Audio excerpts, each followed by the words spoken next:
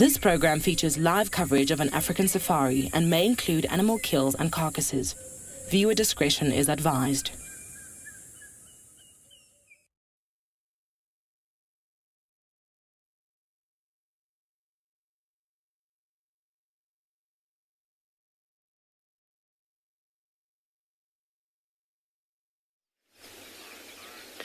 Good morning, everybody. Welcome to And Beyond Phinda. We're just sitting here with two zebra and listening to everything wake up from the night. Some beautiful noises and quite a beautiful scene. It's a nice cool morning here on And Beyond Phinda, which is we're very grateful for after yesterday's pretty hot morning or day. And we came out and there's such a beautiful scene around us that we just decided to stop and appreciate. So, welcome to your live safari in the African bush.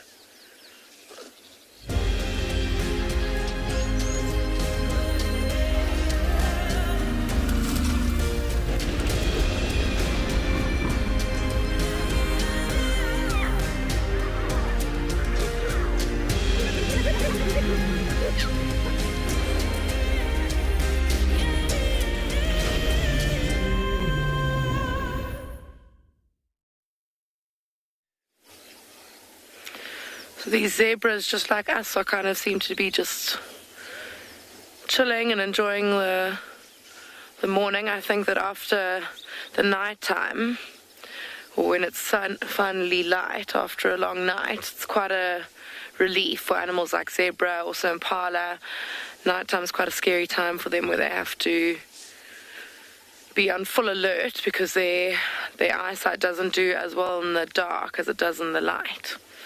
So just like us, they're kind of unwinding from the night, or we're just waking up. I suppose they're kind of winding down. But we've also stopped for this unbelievably beautiful scene around us. But I'm Kim, and behind the camera today we've got Odie. And yeah, we're just excited to have you here with us today. I want to show you this beautiful scene that we've got to my left. The sun rising over Phinda. Got the vegetated sand dunes miles in the distance that I don't know if you'll be able to see. It's kind of the furthest horizon that you can see. And pretty cool, one special thing about And Beyond Phinda is that it's one of the only places that you can see the Big Five and then go to the beach as well. Scuba dive, Sodwana Bay is just past those dunes, a little bit further to our north. And yeah, I mean, it's a really, really cool place. It's, having the ocean so nearby is some of what is the reason for the diversity that we've got here on And Beyond Phinda. And some of that diversity is the birds around us. I mean, you can just hear there are so many birds calling. And we've recorded over 450 species of birds on Phinda itself, which is a really, really high number. Seeing as there are only about 900 bird species in southern Africa. We came into this area to look for leopard. There has been one around this area, so I think we're going to carry on with that search as we continue to just enjoy this beautiful morning. But we're going to send you over to Andrew to see how he's doing this morning.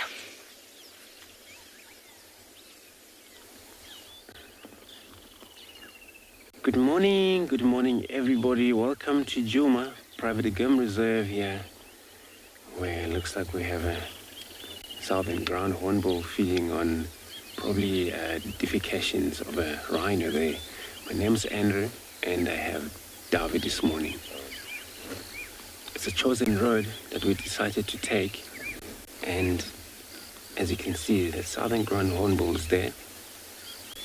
It's actually rhino median there where he is. Trying for probably the beetles and other worms.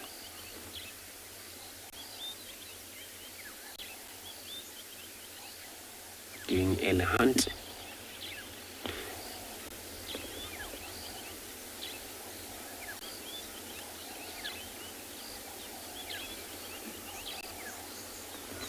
So the temperature of this morning, we're sitting on 20 degrees Celsius, 68 Fahrenheit. As you can still beautiful morning there. Oh, it's open sky for sure. Remember, we're coming to you live from this location this morning, and we're happy to take your questions and comment. If you can register on World Earth website, head over to the live Safari page and you can submit your questions and comment there. Looks like it's got something. If you listen on the background,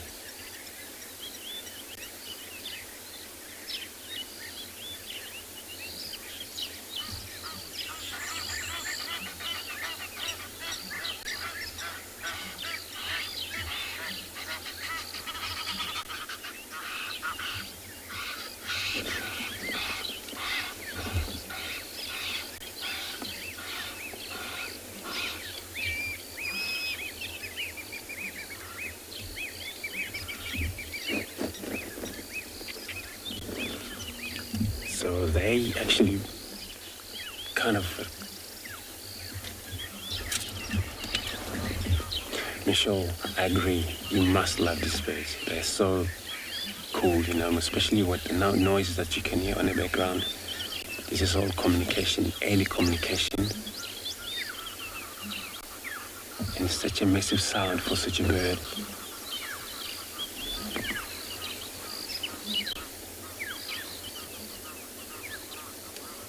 Off it goes.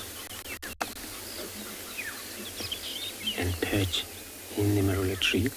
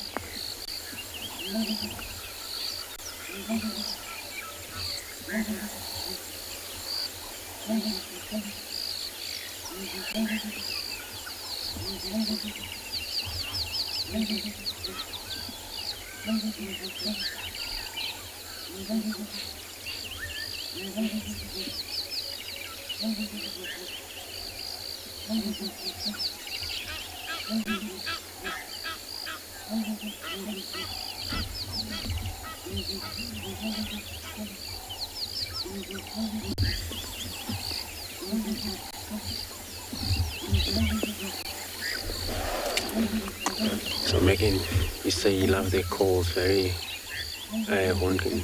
So they have an incredible vocal, and this is where the Mendi do them when they're up in trees, so that the sound can travel far away. Well, still actually bright in early morning, so it's still a lot quieter than midday there, where the sound of most animals that travel further away.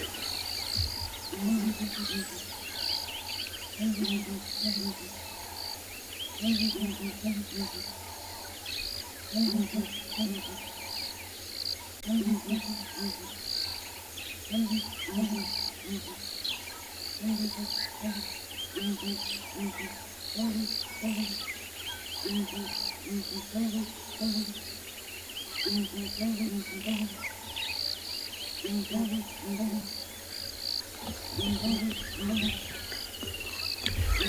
I'm gonna carry on do search around here, see what happened last night.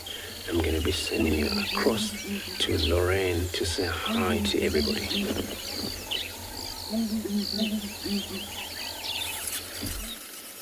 Good morning, everyone. Welcome to a busy morning, at least for the weavers here on Djuma Private Game Reserve.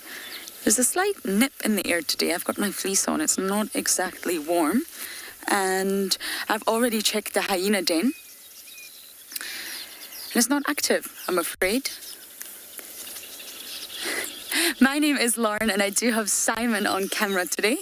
And because the hyena den is not active, I think I'm going to go back across to Simbambili. There was a lot of action there last night. We had 3 leopards. We had Nzutini, and then she went west. Then we had Shidulu and Kara, who had a fight, believe it or not. I think, from what I could gather from all the other vehicles, Kara tried to steal Shidulu's kill, and there was a really aggressive encounter. So I'd like to go back that way. I don't imagine they will both be there, but I'd like to go and check and see what else we can find from that area. But first, because the hyena den's not active, I thought let's just come to this pan and soak up some of the action from the weavers. Because in a few months, this will all be gone. There will be no more weavers, there will be no more calling, the water levels will drop. Maybe not completely, but I do think for this pan completely. All the nests will die, maybe some of them will drop to the ground. The insect life will be pretty much non-existent around this pan. So we may as well enjoy it while we can. And there's different species here. I see both the village and the southern masked. Different species of weavers that use this pan. And it's a really good spot for some birds as well, unusual birds. It's just always a good place to come. It's right on Gowrie Main, which means that you can also check the southern boundary to see if anyone's crossed in or anyone's crossed out.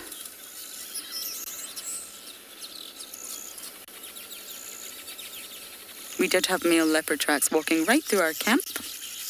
Oh yes, right past our bedroom. I believe it's Mr. Tingana. He decided to take a leisurely stroll through camp at some point last night. And he's now around the dam camp area. So I'm sure Andrew will be heading there in a bit.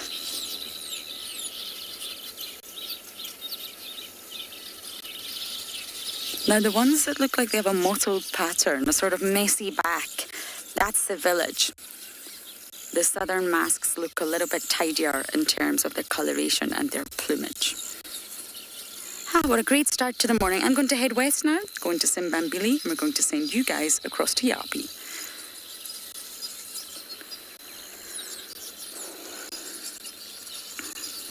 So we start with good morning and welcome to And Beyond Ngala, to all our viewers. This morning we are in the Timbavati riverbed, and we are currently trying to see if we can pick up on any tracks of anything. We had lions nearby where we are, and it was a very quiet evening, no calls, nothing. Myself, I'm Yapi. Behind the camera we've got BK, and we're gonna stick in the riverbed for a little while and then head up to see if we can pick up on any tracks of either leopard or lion this morning. We also had tracks of wild dog yesterday, which would be a real treat. But otherwise, we stand a good chance of finding some elephants. There's been a lot of elephants around this area, and it would be nice to find a herd this morning.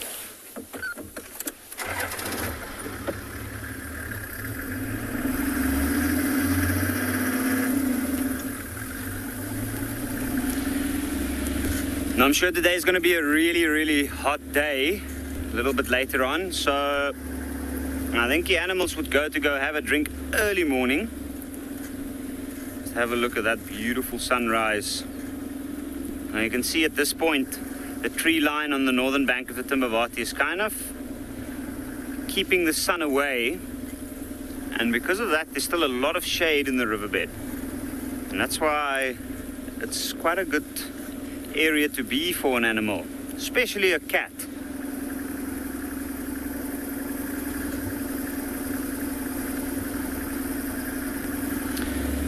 Now, I always find it quite interesting to see the effects that the weather has on game viewing. One don't always realize it, but the weather is pretty much the major role player with any game viewing, actually.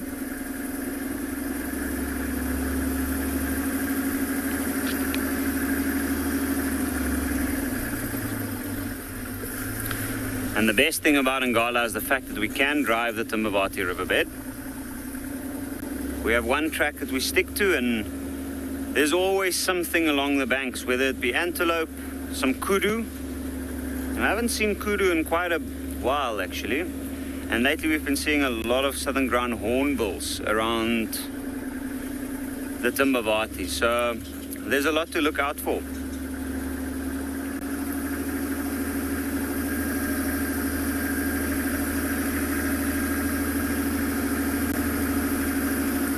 Now, the nice thing about the riverbed is the clear tracks one can see. Like, even if it's something like a leopard that moves very, very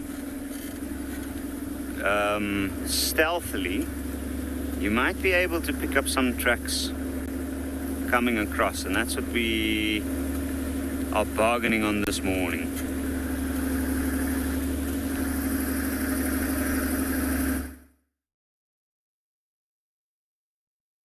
Welcome to my car.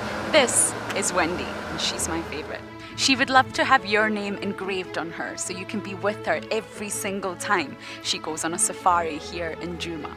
If you become a Wild Earth Explorer, you will have the opportunity to buy an engraved tag which we will attach to her. We will make sure to send you a digital picture to show you exactly where you are sitting on her. You will have front row seat in every single sighting. Guys, just watch what's happening. See, watch the elephant, watch the lions. See, the first ones to run are the cubs. Can you see them? They are right here. I'm not sure how scared you were, but I was quite nervous. But absolutely incredible. Expect the unexpected here on Wild Earth daily. Have you been watching Wild Earth and dreamt of being right there on safari with one of the guides? Well, now you can. Wild Earth is offering you a chance to buy a ticket to dream. You or a friend can hop on board a live Wild Earth show and join our guide on safari. The ticket is redeemable at any of our locations, anytime in the future. Only a limited number of tickets are available, so don't wait. Get your ticket now and start dreaming. Terms and conditions apply. My name is Ross, and I'm a field guide at and Beyond Phinda Private Game Reserve. I love getting questions from guests on Wild Earth because I love sharing and learning information about nature with new people, and it also makes me feel like you're all joining me in real life. If you want to ask a question on Wild Earth, then you need to register on our website. Once registered, go to our live safari page and submit your question below our live feed.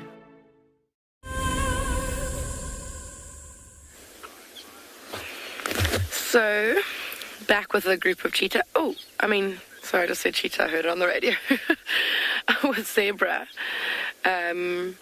Just a little herd, but what drew us to them is the really sweet little foal that's staying very nearby to Mum. There it is. Look how cute it is. What I find amazing about these little foals is look at how its legs are almost as long as its mum. So like its stomach and its mother's stomach are kind of the same height. It's just its little body that's so tiny and has to do a whole lot more growing. And the reason for that, as I'm sure you can imagine, firstly is so that it can run fast. But secondly, it's just so that it makes it a little bit more difficult to pick out in the herd. So if there's a big herd of zebra, obviously this is just a little group of 5. If there's a bigger herd of zebra and they're all standing together, if you imagine looking through their legs, you wouldn't be able to see that there's a little foal in their midst.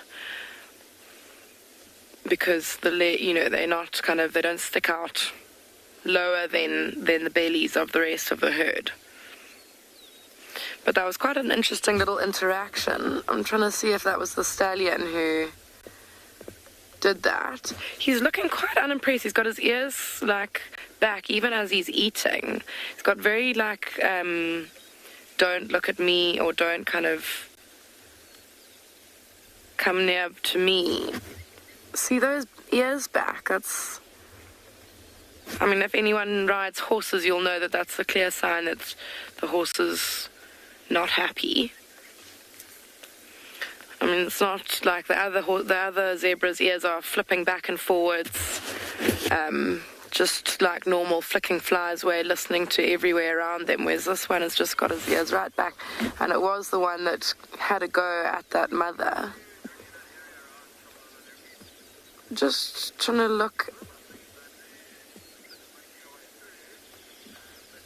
and see if it's a stallion or not. He doesn't look like he's got quite a thick neck, but I just want to have a look under his tail or between his back legs to make sure. And the reason I'm determined on finding out what sex it is it'll just help us to understand a little bit better what that little the next one over, so the one in the middle, the one on the zebra in question's right, is very pregnant, so we can tell straight away that that's a female. She's now behind this other one. I think those are 2 females, and I think that this must be the stallion here on the left. Yes, there we go. I see the testicles. That is the stallion.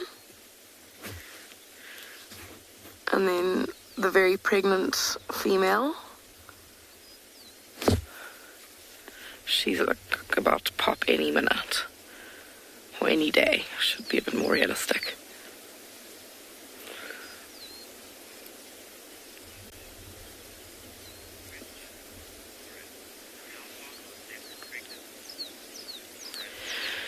Lauren, zebra are pregnant for about a year. It's 375. So, yeah, and they come into season a couple of times a year. But there does seem to be, so they're not so tightly wound to a, sweet, look at this little guy coming to check us out. Also quite interesting as we were talking about, if you look on this, sorry, I'll get back to the question now, but if you look at this little one's face, on the side of his cheeks there, he's got quite dark marks, and for some reason quite a lot of zebra foals tend to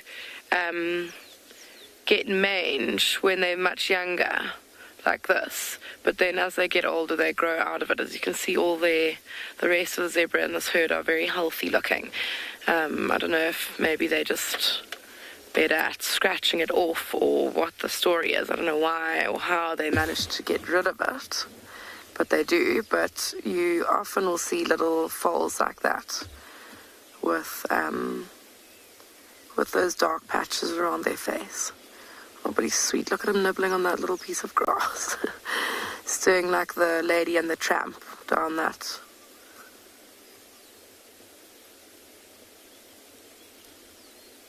It looks like he's just sucking on it as well. He's not even chewing it off.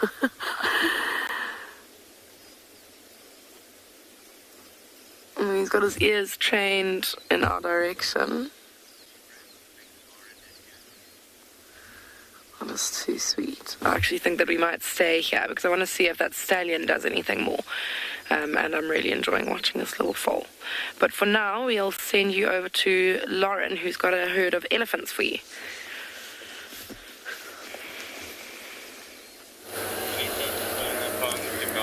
We have came across a herd of elephants. Is that okay, Sai? Oh, look at all the youngsters. There's a tiny little baby there. A really, really small one, like playing with the other one. We can hardly see you. The grass is so long.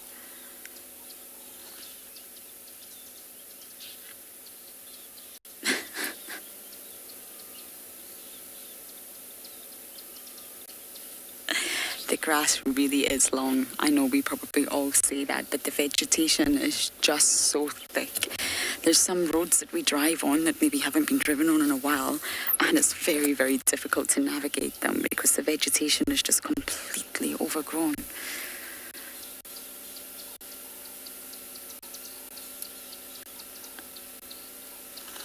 And you can barely even see this little baby. They're just thoroughly enjoying their breakfast, or can you call it breakfast if you've been eating all night? Is it still breakfast?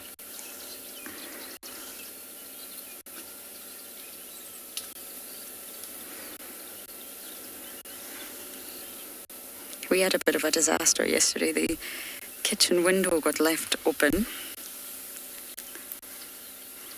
And I think you can all guess what I'm going to say. Yes, the monkeys got inside. My goodness.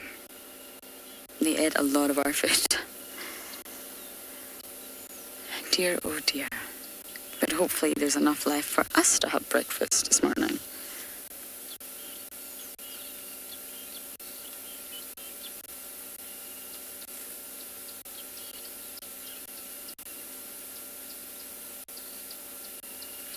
And this is exactly what the elephants want, long grass.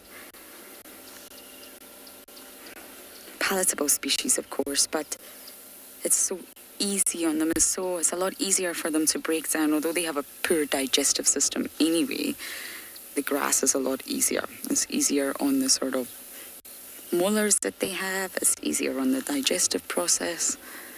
I wonder if we'll get a view of that youngster if we just go backside.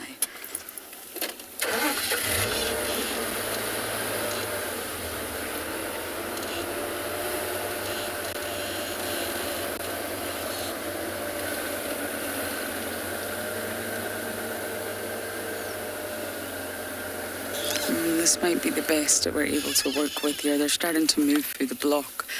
Kylie, they don't really ever leave mum's side, I guess. If you mean physically or just in general, females will stay within the herd. That's if the youngster is a female. They'll stay within the herd of all the other female adults and spend her entire life within the herd, never really leaving mum until she becomes a mum herself. However, if it's a male, then of course it's an entirely different life mapped out for you. You'll stay in the herd until about, it does depend, but roughly between 12 to 15 years. And once you start getting those symptoms of must and you start changing in your behaviour, you will be ousted. You will be made to leave the herd. If you mean physically leaving the mother's side, it's normally when they sort of get a little bit over 1 year old that they start to venture a little bit further from mum, but they can stay in milk up to 4 years. So they really never travel too far from mum. It's a very high level of investment, it's a high level of maternal care, 22 months gestation period, up to 4 years in milk. But they'll go into solids at about 6 months, but they'll keep drinking from mum. And therefore, they stay protected for a very long time. But the other mothers will also protect. The other mothers will also stand guard and keep a lookout. It doesn't just fall to the mother, and that's the beautiful benefit of life in a herd.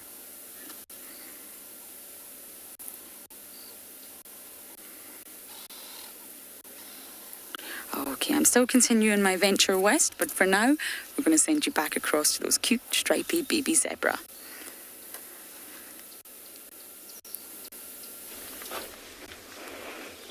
So we have stayed with this little zebra. And he's walked over, he had a little drink from mum, but look, quite independent. Following the rest of the herd, leaving mum behind.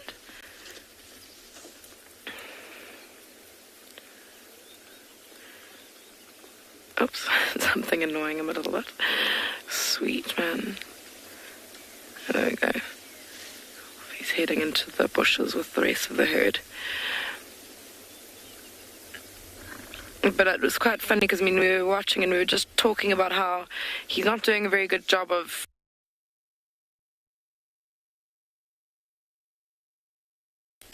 He's not doing a very good job of, you know, if you're walking away, taking big mouthfuls of grass up, and just you can actually kind of hear and see how much they're eating. Whereas that little one, as we witnessed, just sucking on that one blade of grass, and now he just kind of goes down and takes a few blades up every now and again. Not these big greedy mouthfuls that the others do.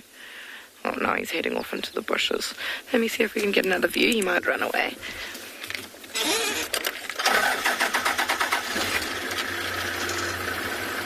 Sorry, don't be scared. Just see if there's another gap through. No, I think we might be a bit high up here.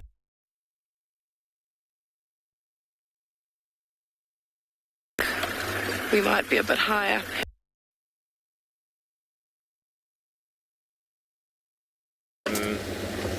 No, we don't know. Sorry, Pinder. We're on search now. Possible for elephants this morning, still feeding around here. And then Tingana tracks was also seen walk across where we stay, probably last night. And the tracks looks nice, but you know, he actually walked towards Quarantine, that area, Gary Dam. And then we got a guys there following up. So I'm gonna check this far a little bit because sometimes leopards does move, a lot of movement.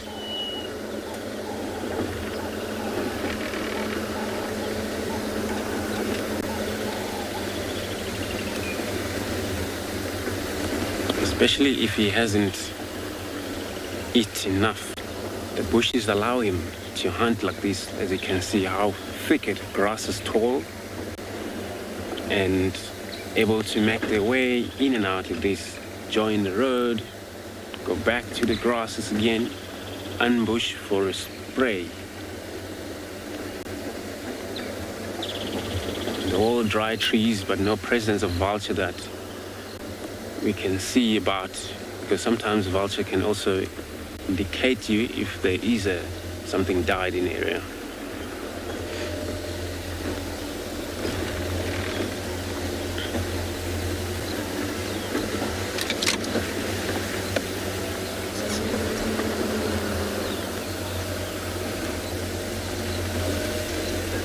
And we still hope that Lalamba, she must be still in the property.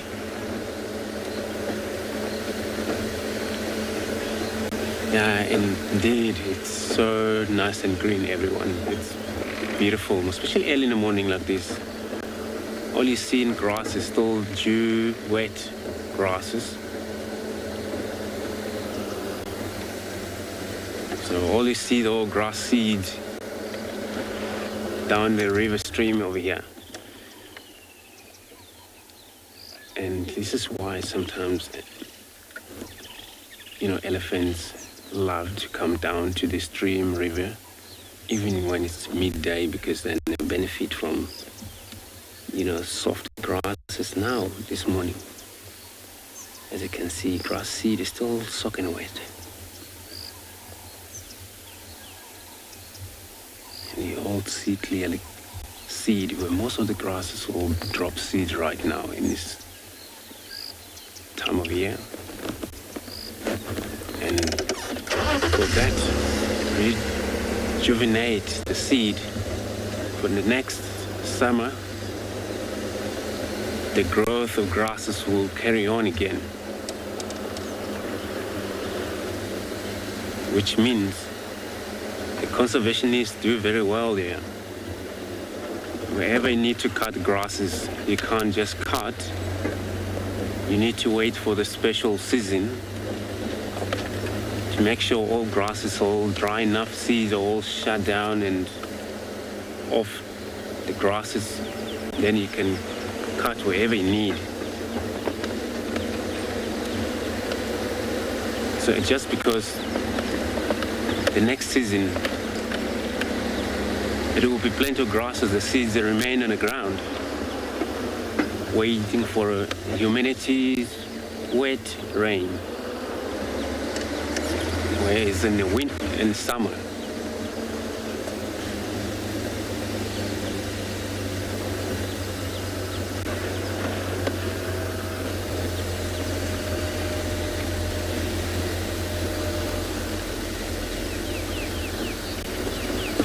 so I'm gonna carry on, see if I find anything for everybody. In the meantime, I'll be sending you across to Yapi.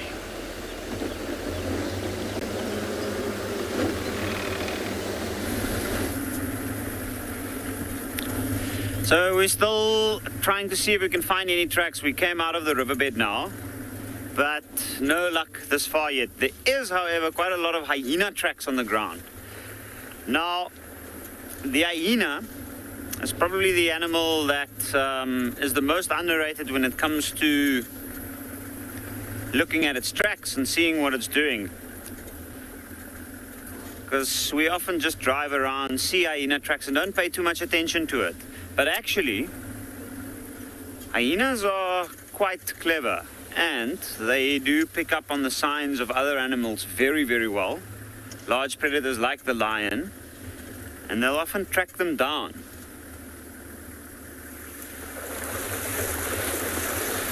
So the movements of hyenas are actually something which I try not to ignore completely.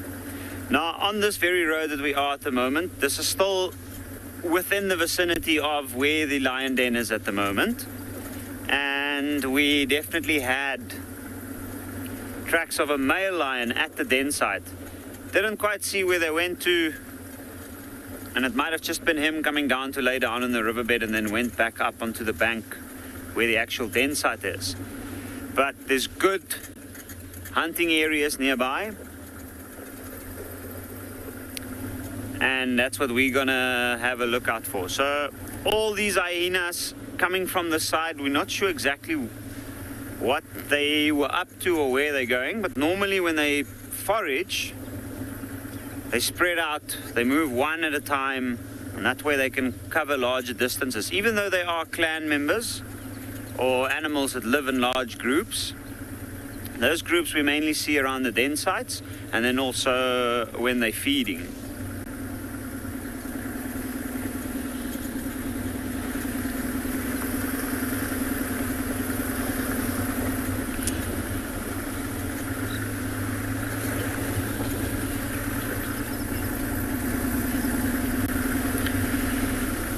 Okay, that's a good question. What is a hyena's best sense? Now, I don't know specifically, but if I had to go with one, I'd say sense of smell. They have excellent hearing. They've got quite large, almost rounded ears. And then they've also got very good eyesight, especially after dark.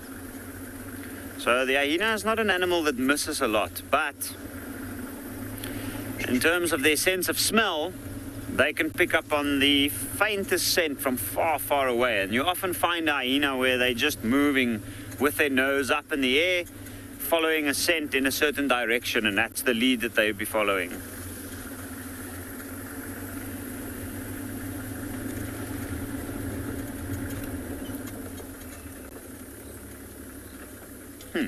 Just want to have a look if we can see this impala. There's a male impala here.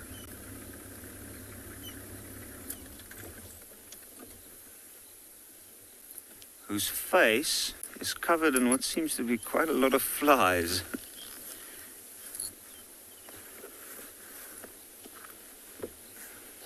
Just have a look at those flies crawling all across his face.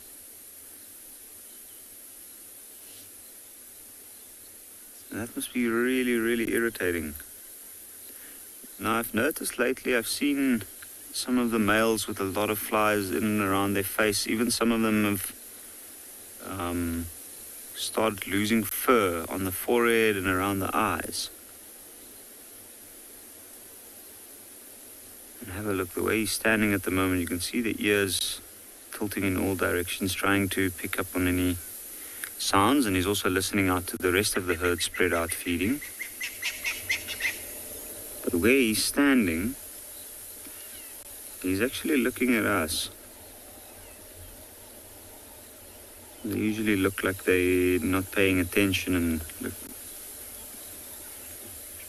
and completely disinterested in us, but they've got excellent peripheral vision, which helps them to spot movement from the corner of their eye or any possible predator that might be sneaking up on them from behind.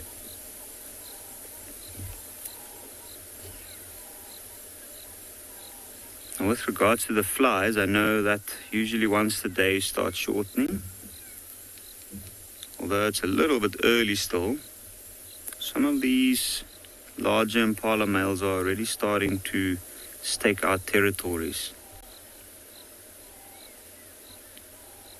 And they do rub their faces and their heads constantly on branches, sometimes on the bark of trees, in areas nearby or around their territory.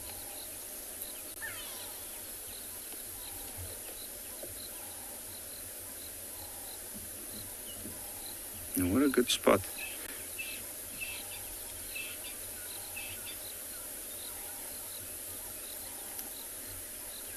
Jerome impala are super dangerous. No, I'm just joking. They're actually not dangerous. Well, at least not to us. They are quite strong, and I know they look small and they don't look like they have a lot to offer or protect themselves against predators. They're actually very, very agile. They're really strong. They often scare each other with their noises. They got very, very quick reactions.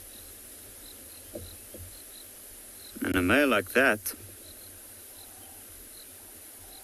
has actually got a lot more going for him than it looks like. For a predator, even like a leopard, to be able to take down an impala, it really needs to know its story. It has to be quite strong and very, very quick. So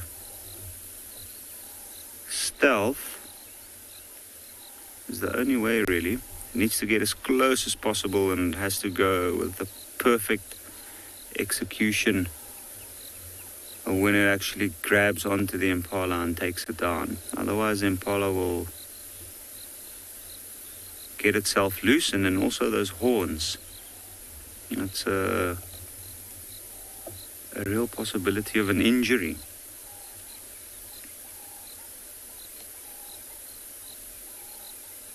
Now, I've seen some of these males fight before, and you can't believe how quick they move when they fight.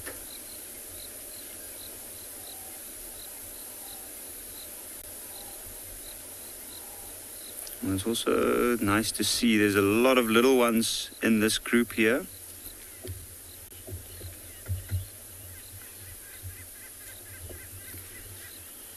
Peter, the social structure of impala herds, that's actually something that we can see quite well here.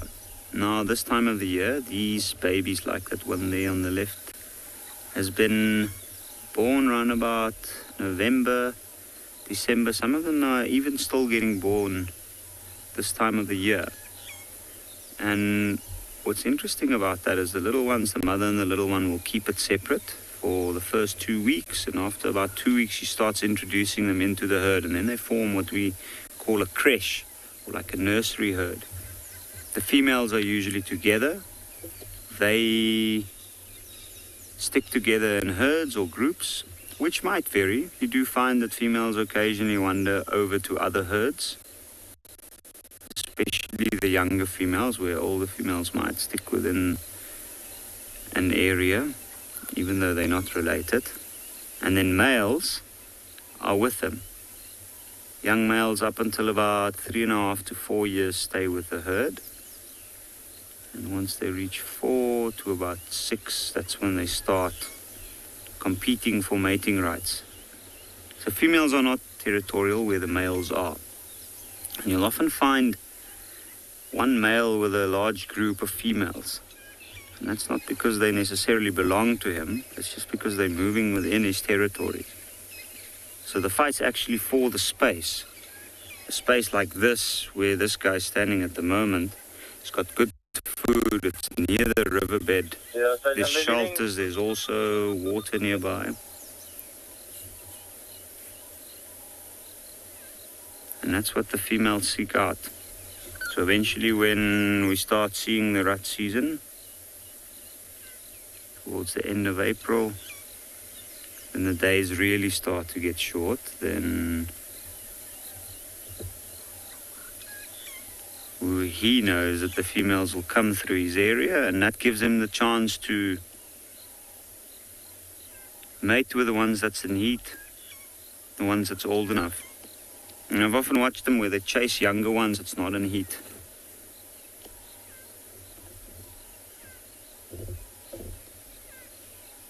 Have a look at that impala. She's getting some sunlight right on her body, but she's hiding her face from the sun in the shade. You can see that shiny coat. In her case, I'm sure it's a result of being groomed by the other ones as well.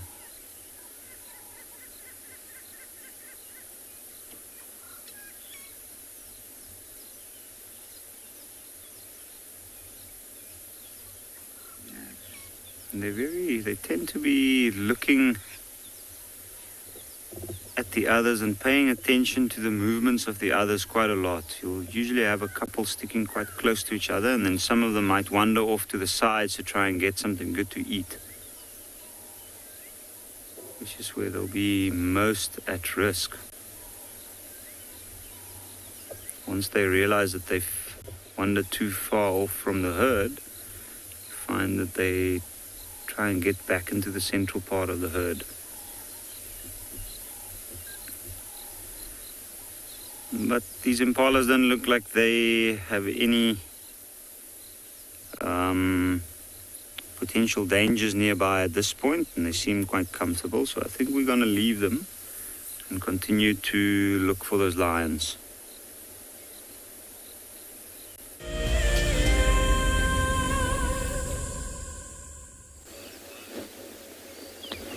So now we stop here at the dam, Treehouse Dam, just to see if there is anything wanted to take a drink, or it's quite a beautiful day. Most of the antelopes, they would drink very much this time of the day. Until midday, those are diurnal animals. Cats, they can still drink day and at night. It's fine, no problem. Now what we see there, it's blacksmith lapwings as well, on its search for food.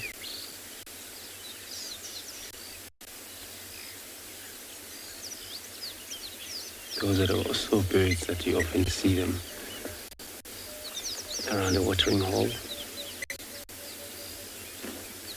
And these water thickeners, stalks, so they are water bird.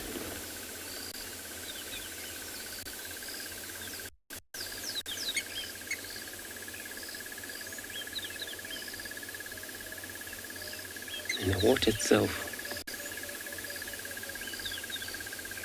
provides a lot of a source of food for other birds, water birds, these worms will be about available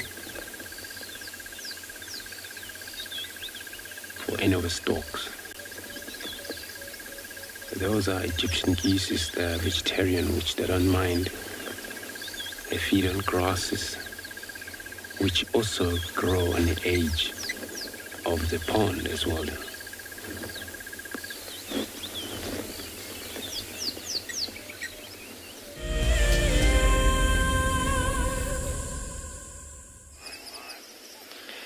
So we are, head up and all in all, just in time for you guys. He's been sleeping just flat cat.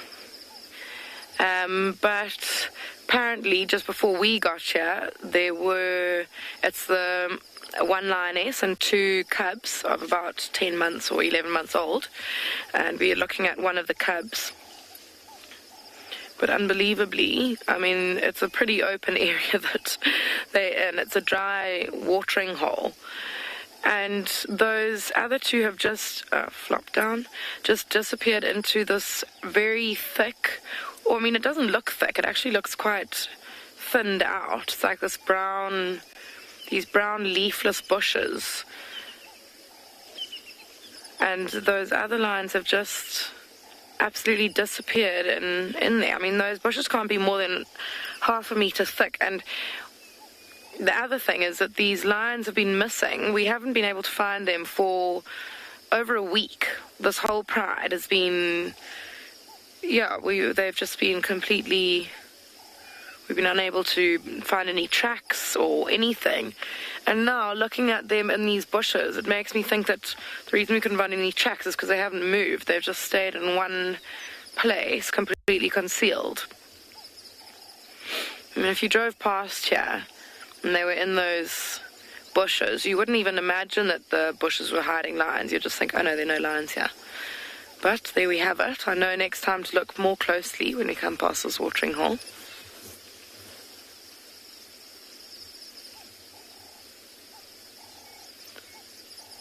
I think it must be quite a nice spot to settle, because you can see the one that we can see is out in it's on dirt, and then with the concealment of the bushes is quite an upgrade from just hiding in grass. Grass can be very itchy, and lots of flies and little insects and other stuff lives in grass and can be quite irritating. So to have the coolness and less irritating feel of the sand, as well as the concealment of the bushes, is quite a nice combination.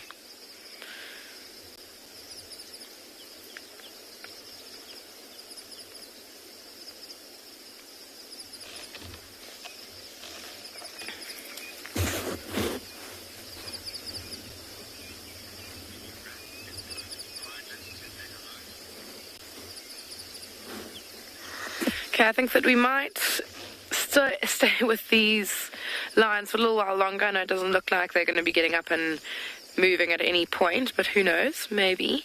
So we'll stay with them to see if that does happen. And while we do that, I think we'll send you over to Pridelands to say good morning to them. Now, this is probably the most beautiful view that you'll see here at Pridelands Conservancy. It's, of course, the Drakensberg Mountains. I don't think any of the other reserves can compete with. And that's just because we're literally right outside Hoedspruit. It's just down in the valley. My name is Taylor McCurdy, and on camera with me today is Gert, and I can't see because the sun is blinding my eyes. But for it. And like I said, we're here at Pridelands, which is part of Baluli Game Reserve and the Greater Kruger National Park. Now, what a glorious moment to just stop and have a look at the mountains. So I think before I carry on doing too much chattering, let's listen to the last of the Dawn Chorus.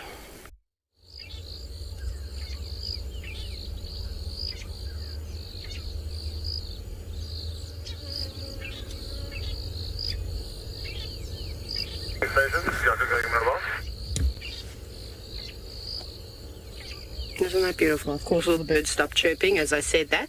But what you're looking at is the highest point of the northern Drakensberg Mountains.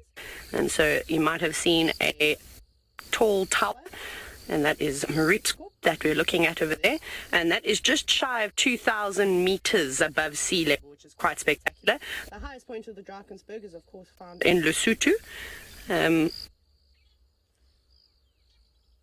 Sorry, I think I might have been having some audio issues there. Apologies for that. But this is so, so, so beautiful. And my break over Christmas, I was fortunate enough to go hiking in and around sort of this area.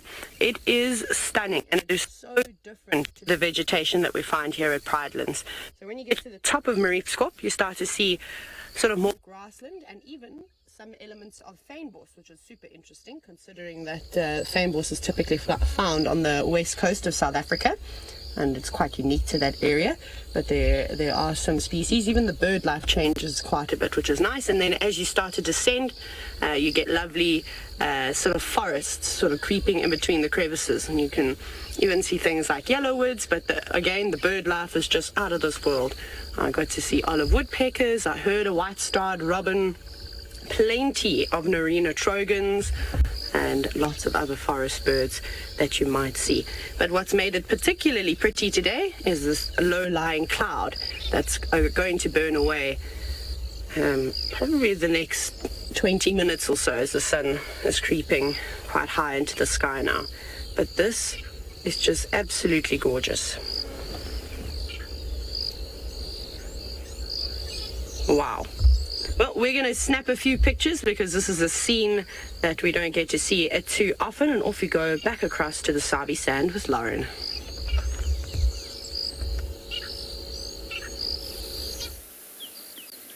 I've crossed over onto Simbambili, and we came across quite a large herd of buffalo. It's been a really long time since I've seen buffalo. Now, I crossed over in order to get on the channel. We don't get good signal in the east or the west, which makes things very challenging, but from what I can gather, none of the three leopards, be it Nzutini, Kara and Shadulu, have been found this morning. So that means that Kara didn't stay up that marula on the kill. The kills, well, the bamba, as they call it here, did either fell or was finished. It was hyenas lurking around, of course. So I'm sure they'll find her, or at least they'll find one of those three leopards, but at the moment... Come straight to Sydney's Dam for that order.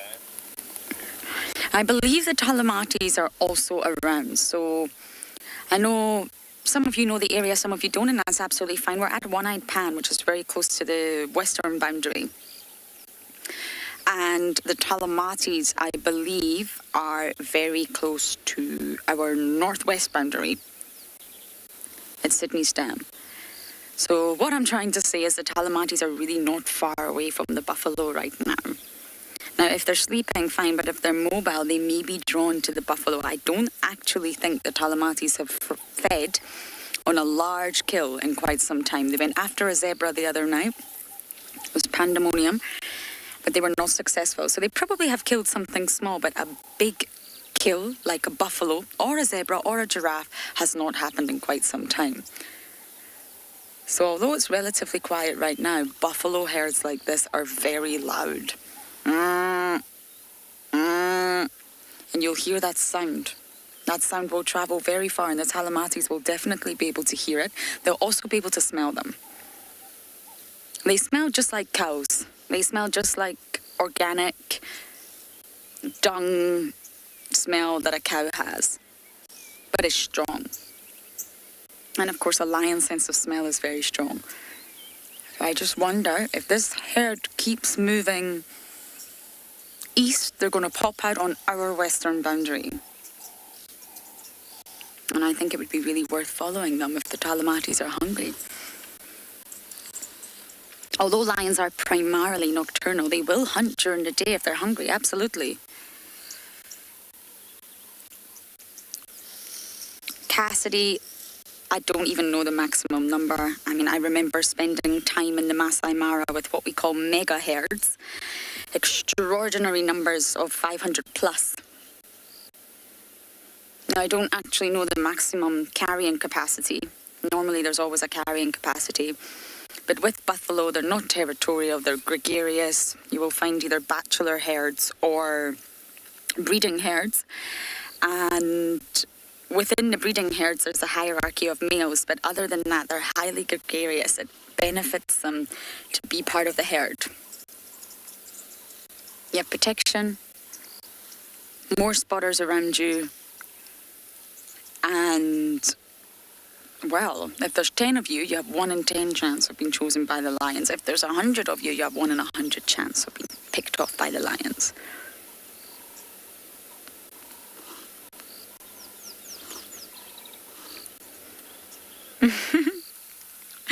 Buffaloes are always highly entertaining. But they are also equipped with excellent senses. You know, the predator-prey arms race. They are equipped with a great sort of visual sense, good sight, good hearing. And the hearing slightly less developed than the sense of smell. Buffaloes have an incredible sense of smell, and they use that to find food, water, and detect predators.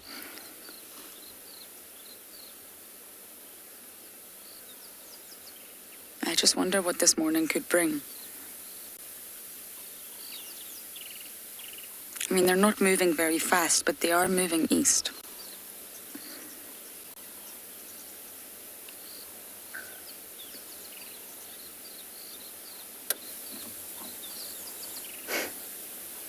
There's lots of youngsters in this herd too.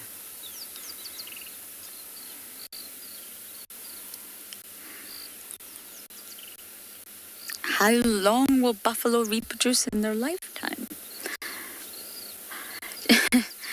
Buffalo can live up to 23 years. I'm not sure what you mean by how long, but normally a sort of what we call a daga boy, and that's the older boys. They've normally passed their reproductive peak from 10 to 12 years onwards. The females can continue to reproduce until they're very, very old. I think that was what you're referring to. I will only have 1 offspring at a time, and it's an 11-month gestation period, so it's almost a year. So again, it's a long level of investment. It's high maternal care, long pregnancy, produce precocial young, and only 1 at a time. But normally the daga boys reach their reproductive peak at around 10 to 12 years.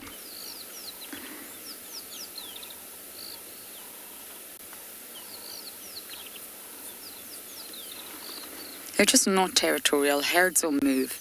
The necessity is to find water and grass. So they will have a home range. All sort of species have a home range. And they'll move in familiar patterns within that to sort of avoid meeting other buffalo herds. And the home ranges may shrink or expand depending on resource availability. Of course, in summer it's naturally going to expand. In winter it may shrink. But other than that, they're not territorial.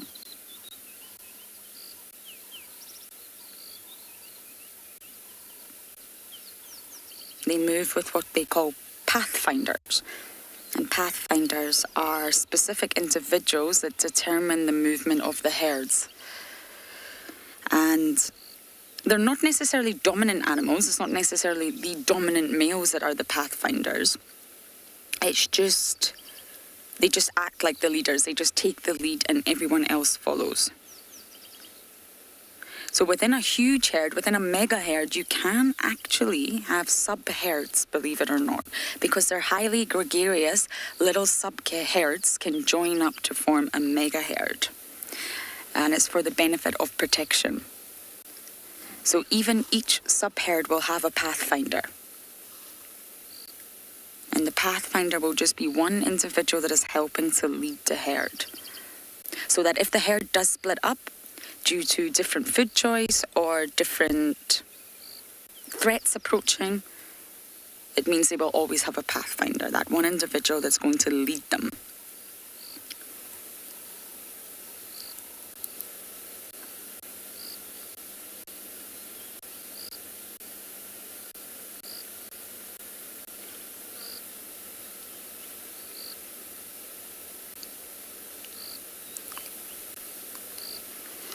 Okay, I'm going to sit with the buffalo and try to figure out where the Talamatis are. And talking about lions, we're going to send you across to Phinda.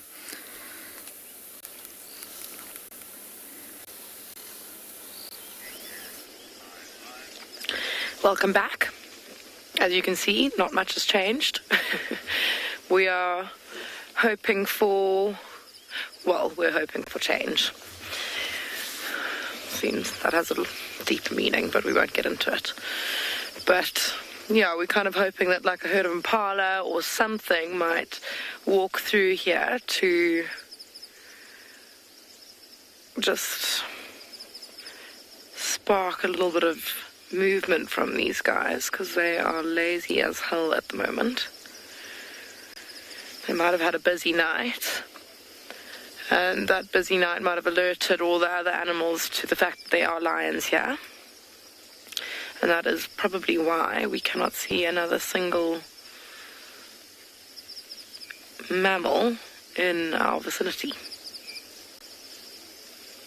Just kidding, I can see some monkeys over there. Quite far away.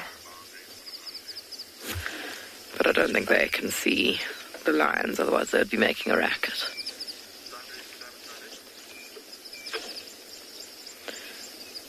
Still very, very beautiful though, looking around here. Mary, these lions are from the Biala Pride, and that is the pride that we've been having some trouble locating over the last week or so. It's been quite tough.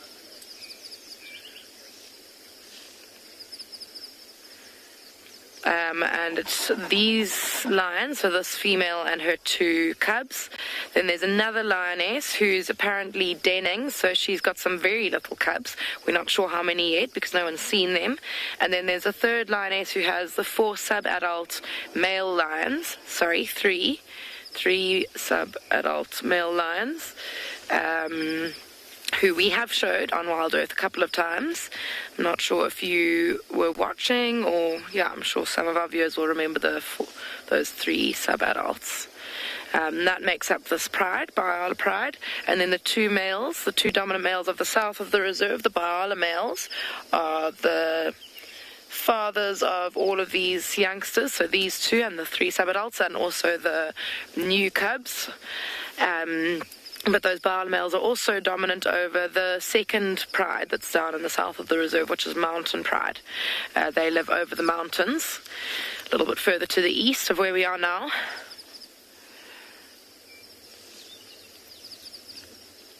And they also are under the kind of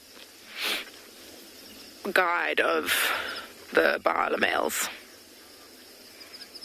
I think at the moment those 2 male lions are actually over the hill checking up on Mountain Pride, making sure no other male lions are getting in on the action. Zay, we have quite a lot of lions on Phinda. It's one animal that we don't struggle very much to find, except obviously when Biala Pride decides to hide in very small, very thick bushes. But generally we don't struggle to find lions. We've got a very healthy population of them here. And also with, I'm sure you realized with me explaining the dynamics of Biala Pride, every single lioness has a litter of cubs at the moment of varying ages. So yeah, you can see that they're very successful, very happy in their environments and breeding and reproducing very well.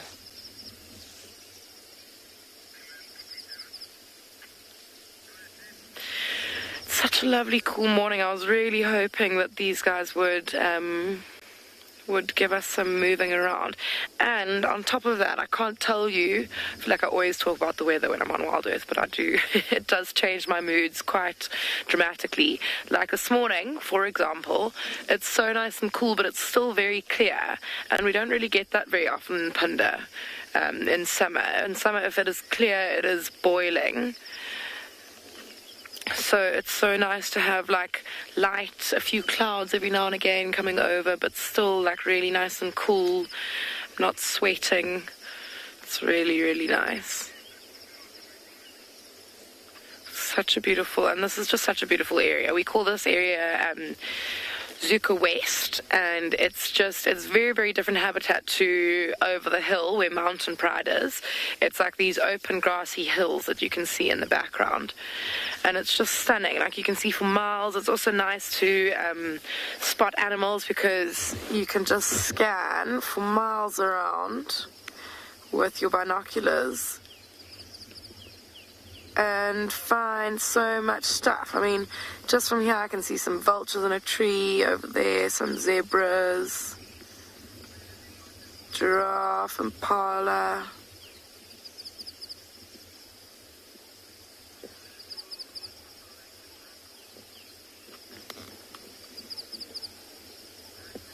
And again, just the beautiful noises as well.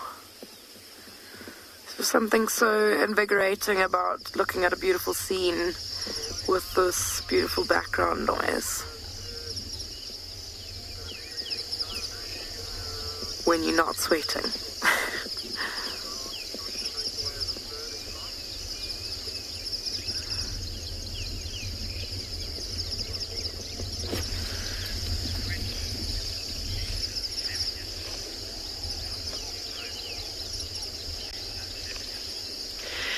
Lisa, wow. Lions sleep for a very long time. I say they probably sleep for like 20 hours in a 24-hour day. They sleep a lot. And I'm sure if you watch Wild Earth quite a lot, I'm sure that you will have noticed that quite a lot of the sightings of lions are of them sleeping. Obviously they do have other things to do, but those other things just consist of hunting and then maybe mating and maybe drinking. Maybe finding one another if they've split up, maybe finding the males, but there isn't really much else for them to do except for sleep. They're not like other animals who have to be on full alert, looking out for themselves, looking out for danger the whole time. So they sleep the whole time, and then when they get hungry, they wake up and they hunt. Yeah, so they definitely sleep more than they do anything else.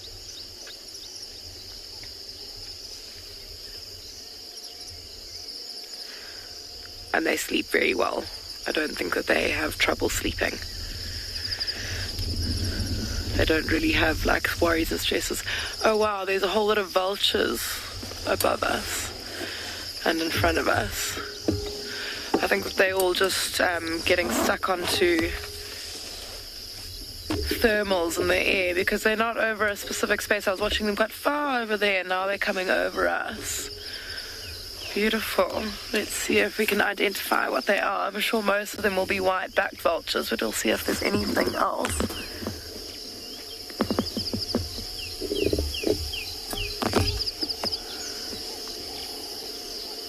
So they'll just be flying around in their thermals, their hot air patches. And that's why they don't have to flap. They can just soar like that. Just with the tilting of their tails, they can choose which direction they want to soar in. It's minimal effort. For now, I'm just seeing white-backed vultures. But they'll be soaring around like that. Looking out. Oh, another lion's just put up its head. There was one there the whole time. That's the mother. That's the lioness. Can't believe how excited I got to see the back of a lion's head. But yeah, I mean, they probably were soaring off in front of us, to the north of us, where I first spotted them. And they probably spotted these lions and decided to come check it out and see if they didn't have a carcass nearby. And they've already actually all cleared off back to the north of us, where they were originally. So they probably came to just have a little inspection, and upon discovering that there's nothing for them to scavenge, they've gone back to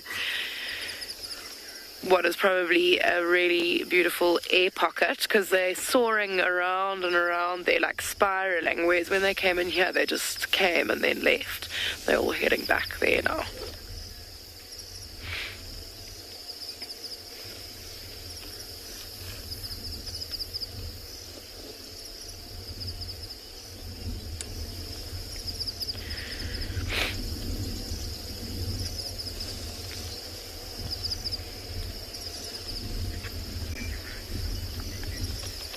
I think that what we're going to do is carry on. Oh my God, I'm going to sneeze, sorry. We are going to carry on and try and find, I think there was some cheetah found last night, 2 male cheetah. I think that we are going to go and try and find those 2.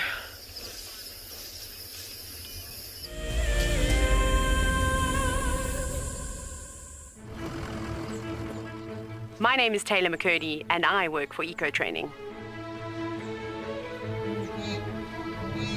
I love hearing from all of the viewers. However, I particularly enjoy those of you who have been watching for a few years. Your questions are just so advanced, and they really get me thinking. If you'd like to ask a question on Wild Earth, you need to register on our website. Once you've done that, head to the Live Safari page and submit your questions below the live feed. For the month of January 2021, we are offering a chance to win a unique Wild Earth expedition to the magnificent Tswalu Kalahari. From the ancient Kortai's Koranenberg Mountains to the southern Kalahari's red sand dunes, Tswalu offers what travelers crave most: space and time. The winner will explore this landscape in a vehicle, on foot, or on horseback, with a chance to go behind the scenes with Wild Earth and of course meet the meerkats. The prize includes a 3-night stay for you and a friend at the luxury Motse Lodge, including flights from either Johannesburg or Cape Town. Open to all Wild Earth explorers who have signed up before the end of January 2021. Terms and conditions apply. What makes Anbion-Pinde Private Game Reserve so special is our massive array of habitats. And with that comes, of course, a beautiful diversity of landscapes, but also an incredible biodiversity in terms of plants, bird life and animal life, as well as, of course, our conservation success stories with cheetah, with rhinos, now with pangolins too. Catch up with the guides daily here on Wild Earth.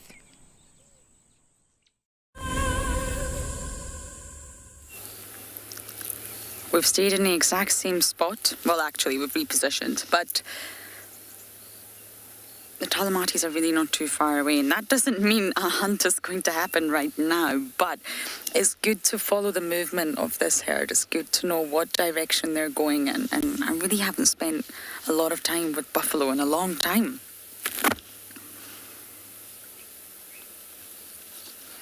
We're looking at the African buffalo. And you can actually get 3 different subspecies of the African buffalo: Cape buffalo, the forest buffalo, and the Sudanese buffalo. Subspecies are the same species, but they've evolved just slightly different in order to meet their environment and habitat requirements. So, for example, with leopards, that's a really easy one to explain. The leopards here, the African leopard, is going to have adapted slightly different than, let's say, the Amur leopard that you find in the sort of border of Russia and China. Different environments, different climatic conditions, different habitats. So the same species biologically, but just with slightly different adaptations have separated geographically. So naturally, over time, long periods of time, changes will take place through natural selection in order for them to meet the requirements of the habitat. So each of the buffalo that I just described, the 3 subspecies, have their own sort of geographical distribution and physical characteristics. They're not going to look the same. And over time, over really, really long periods of time, when the animals are still evolving, you will find that they could eventually end up splitting into 2 separate species because they've changed so much that maybe genetically they're not the same anymore. And that's possibly what happened with giraffes. But I'm not talking about short periods of time.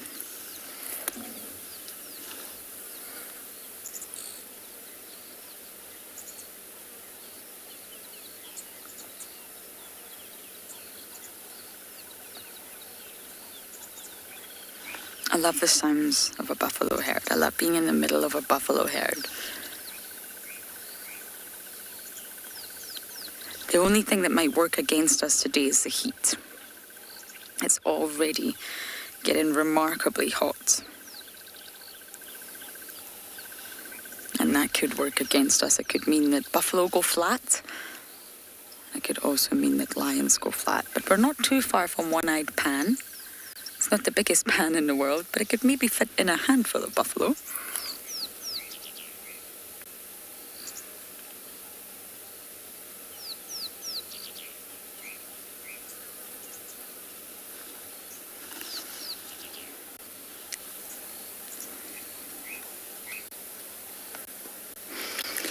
Brent, all they're really using their tail for is a fly spotter. You can see this one right here. Look, swoosh, swoosh, keeping all those nasty flies and insects and anything from getting to the precious genitalia. They've really got to protect that area. Otherwise, well, it's not going to be pleasant. Of course, flies will be attracted to the rear end of an animal. Of course they will be. And it's just a fly spotter, really. Tails have different functions in the animal kingdom. And humans are one of the few animals that really don't have tails, but we do have that tail bone, the coccyx. And it can be used in communication, can be used as a fly swatter, as most tails are used for. And it can also be used to help swim, if you think of fish. And it can also be used to sort of act as a rudder or balance for an animal that maybe climbs trees. So it really depends on what organism you're looking at. But for buffalo, it's really just a fly swatter. They don't need it to balance. Buffalo are really not climbing a tree. If you ever see a buffalo climbing a tree, please do let me know. But otherwise, they're not using it to swim. They don't really use it to communicate. And that's why it's so short. As long as it's long enough to do the job. Any longer, you would probably find that because they're so gregarious and they live in such a large herd, that their tails will just get trampled on. They trample all over one another sometimes. They stay very tightly packed, buffalo, and you would just find if it was any longer and it was trailing on the ground, it would probably get trampled on.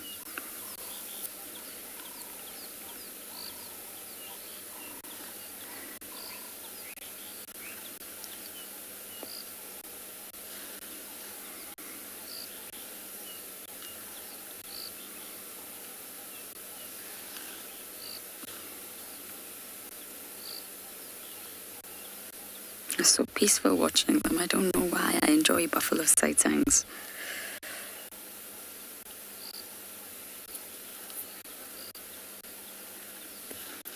RJ, they're already equipped with everything they need. If you look at their size, I mean, they're huge. They are really large animals. They've got a lot of power behind them, a lot more than a lion. And B, look at the horns. They're already equipped with weapons on their heads. I mean, males can run at one another and smash their horn bosses against one another. And it almost acts like a helmet, if you like. The females do not run into one another and try to smack their helmets together. But males do. And between the two males, if they actually decide to have a dispute for who's more dominant and they decide to resort to head-on clashes using their horn bosses, the impact is absorbed by that boss, and the boss is the part on the middle of the head. The horns are what extends outwards, and they liken the head-on collisions to a car hitting a wall, a brick wall at 50 kilometers per hour. That's what they liken it to. And yet the male buffaloes can handle that. They're equipped. The impact is absorbed by the horn bosses. So they're already equipped for all of this. And see, they've got great numbers. So if lions were to appear in front of us right now, they would gather together, try and protect their young, and try. I have seen buffalo chase off lions a lot. But of course, more often than not, the predator wins. So that's how they would try to defend themselves. Gather together, horns, and they're already equipped with size. But I've seen many examples of buffalo also chasing off lions, and buffaloes throwing lions in the air, so they do stand up for themselves, but not always. of course. Once the lions pick off one from the herd, be it a youngster, be it a slow-coat straggler at the back, be it an injured one, normally once they've got their target, they're more often successful than not.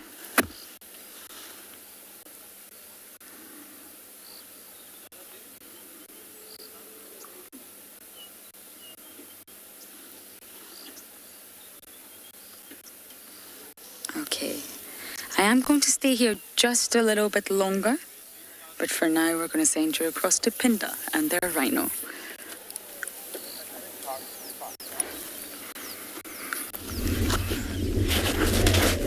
Just as we were talking about how beautiful all the scenery is and scanning the hills to look for animals, we were doing just that and found 5 white rhinos. Oh wow, look at that. And they actually like fighting. That's really cool. From this distance, it's going to be pretty difficult to tell whether they're males and females or young or old. Wow. Look at all that dust rising. It's so dramatic. What it looks like to me is that one on the far right watching the fight looks like a youngster.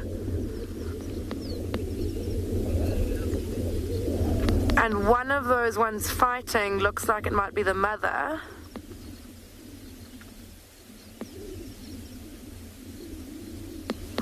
Oh my gosh, this is insane.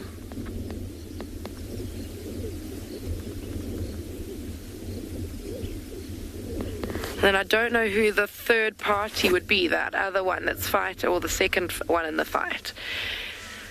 It could be another calf that's trying to get involved in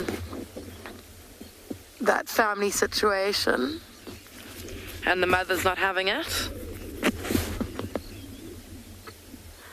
The reason I say that is because I think that the one looks a little bit smaller than the other. I think the bigger one of the two is the mother of that calf.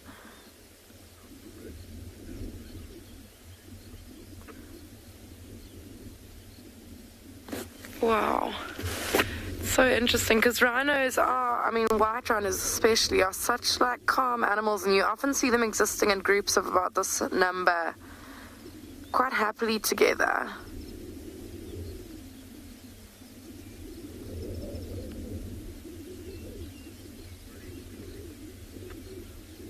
That younger one looks like he's kind of winning. Our third one's joining in, getting chased away by Mum.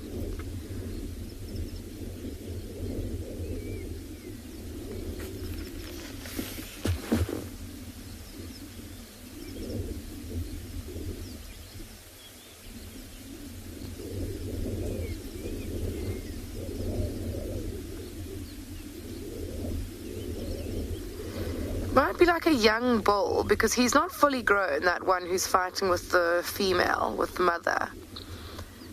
Might be a young bull who's just kind of throwing his weight around a bit. See how he's following the female? And she's got her tail curled up, which is a sign of agitation, showing that she's not impressed with how she's being treated.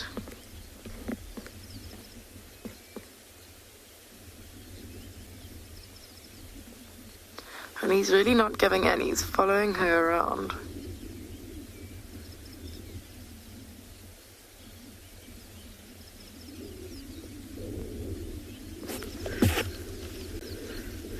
I suspect he's probably been doing this for a while, and maybe she just got a bit fed up with it and decided to vent her frustrations, but now she's settled down again, but he's not giving up.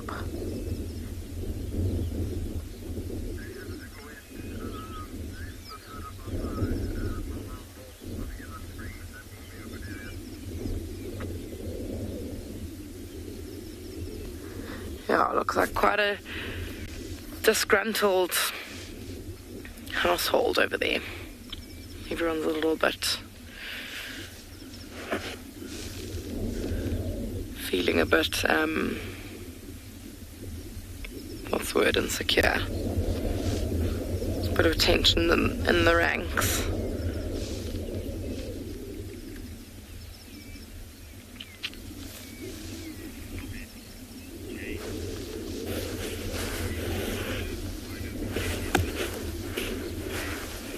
James, you're right. It is very, very cool to observe rhino behavior like this because, I mean, even though I think that if we were closer, we'd still be able to observe it, but from this distance, it's just, you know, they're completely unaware of our presence, and they are going about completely as if we weren't here because they just, we're pretty far away. So you're right, it's very, very cool to just be like a fly on the wall in nature and observe these awesome interactions.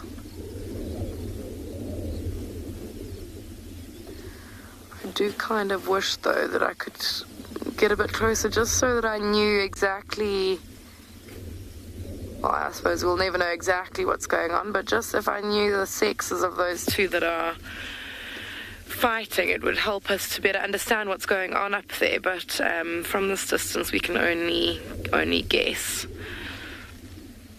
But like I said, I think that the options are either it's a young male who's being a little bit overly bold, or another calf that's trying to be involved in this group, and the mother's not interested in having him in the group.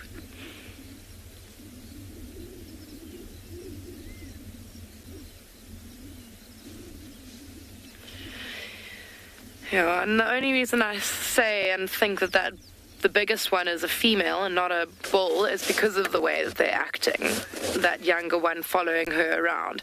If it was the reverse, if the biggest one was a bull, then he would be the one following the smaller one around. So that's what makes me believe that that's almost definitely a cow.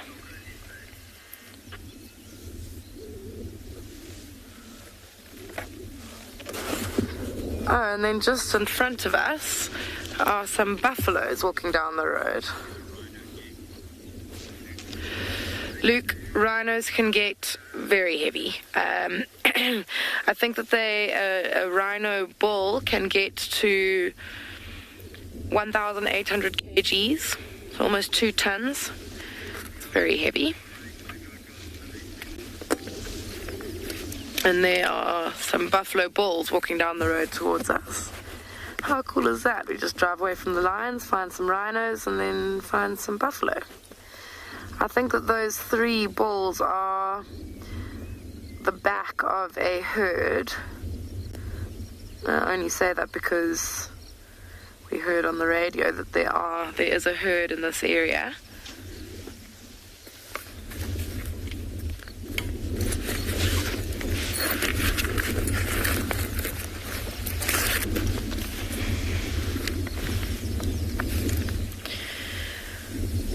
So talking about weight, buffaloes can get to about 700 kgs, the bulls. I mean, that's also pretty heavy. They're quite large animals. I'm just looking in my book and it says the white rhino can actually get to 2,300 kgs, so that's huge. Very, very cool. Very, very big animals that we're dealing with here in the African bush. We'll send you over to another one of those big animals with Andrew.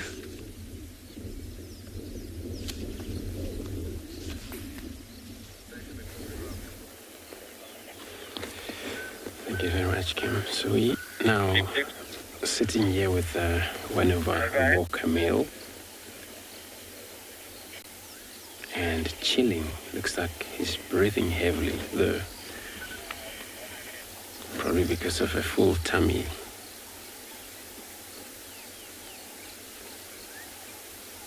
And this is actually not far away from where Lauren is with the buffalo. It's just across the border. We in Bebusuk, close to Gary Gate.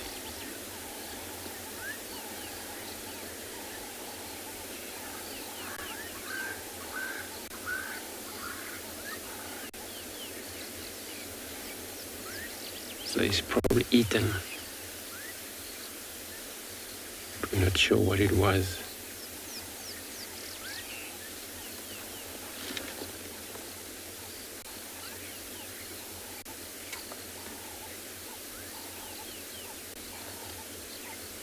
And the tracks of old Dalamati the bride also was seen around here, but nobody found them. So they're probably close to the buffalo there, and then he's left behind.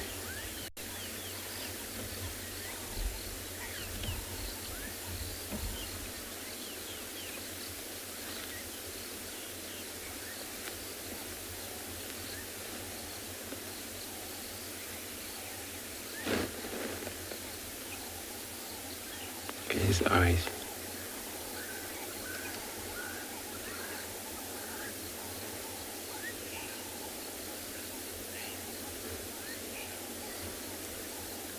So Michelle, you say you love his mane. He's got an actually gorgeous mane. Beautiful, thick mane. Looks like he just heard us now when he was just looking at us. So yeah, he's got a very beautiful mane.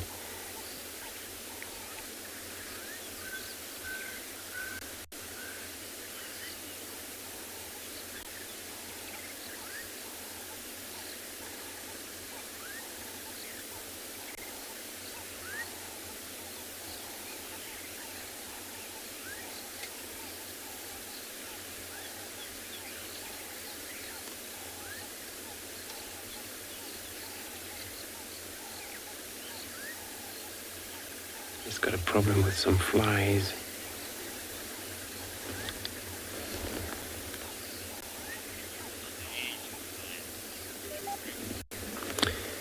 So Bruce, you asking how can we tell the age of a lion? When they're younger, you could tell by looking at their size. But it helps also if these lions grow around where you are. Those then you're able to see their growth up. But Avoca males we're looking at right now, they get around here when they were 5 years old. And since they've been around here, it's been over 4 years, 5 years. So they're probably around, estimated somewhere, maybe 10, 11 years.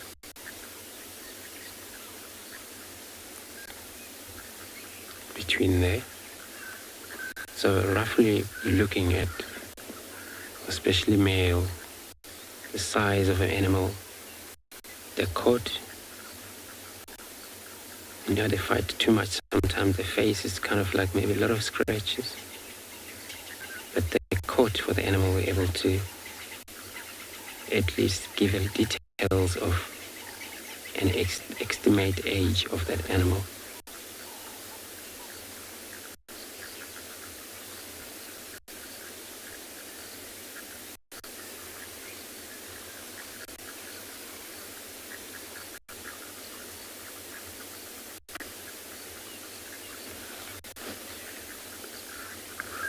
So he's breathing heavily.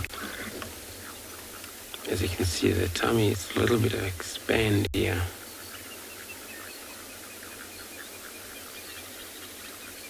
There's probably been a lot going on last night,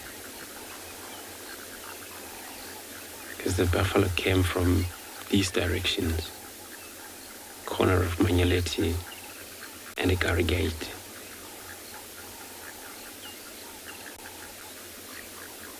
But doesn't mean that maybe it was a buffalo that he's eaten, probably something else he stole from the girls, from the females. Right.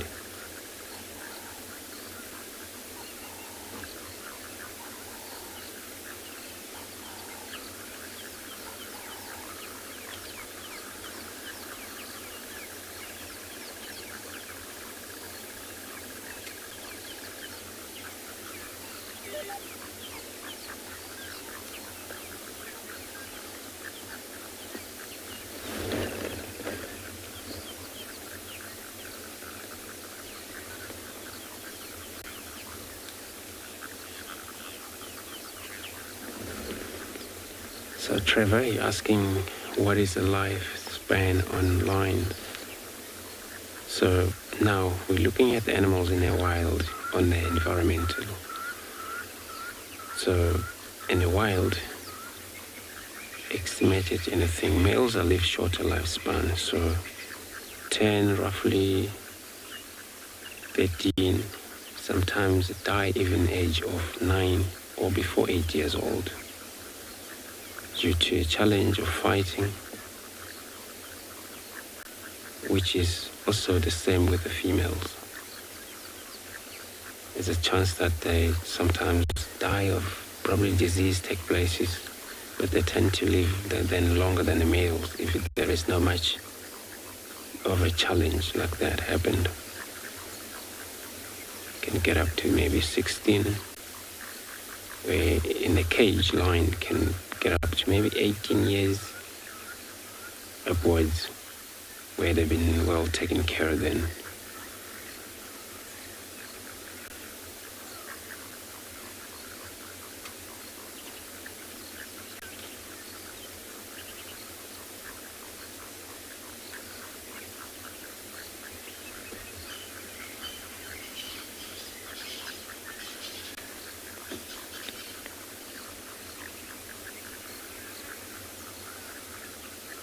Might sometimes able to move around, but they still have a little bit of a shade, as you can see, just a bit of a shade. It's not much.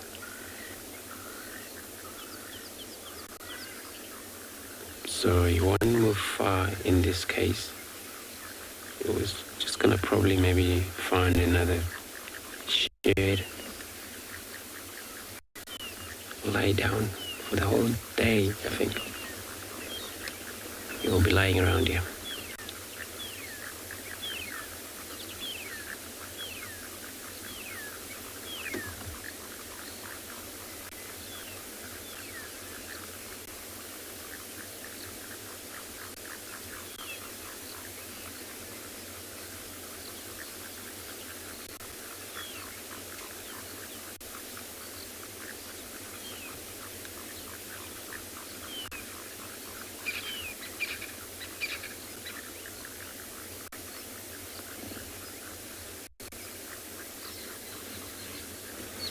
Wayne, so you're asking how big is a territory of a lion? Here, we don't have, we have two pride for now that's running in and out, where they share territory between. So, a coalition of male, which is these males, normally 3 of them. Occupancy of territory can be anything from 50 square kilometers, 40 square kilometers, somewhere roughly there. But if then it's so many of male coalition in the area, then that can be limited.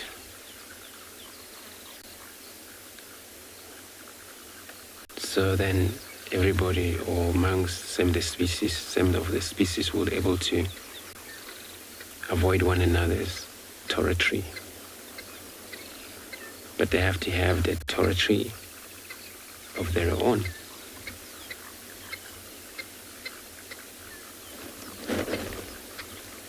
Just a bird that's probably calling in the background.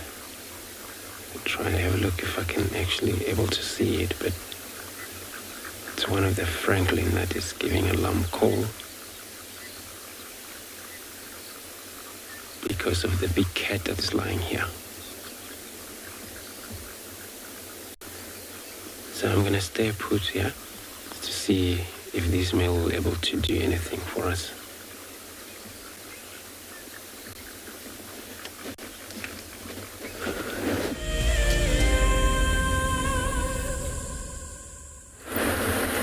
Now we're on one of the worst roads, I'm afraid, so please bear with me. Excuse the power lines and the bumpiness. This is Triple M, our western boundary, and it's, yes, the boundary lines are not easy to drive, but they're also necessary. You have a lot of traffic, but if you get there early enough, you're able to see who crosses out and who crosses in by looking at the tracks. So apologies for this road. We left the buffalo, we had to, I'm afraid. The sighting got really busy really quickly. Buffalo are, of course, listed as part of the Big Five. Now, the Big Five is a term that I try not to use because it stems from a hunting term. Lions, leopards, elephant, rhino and buffalo. And it used to refer to the big sort of animals out here that you could hunt and tick off your list.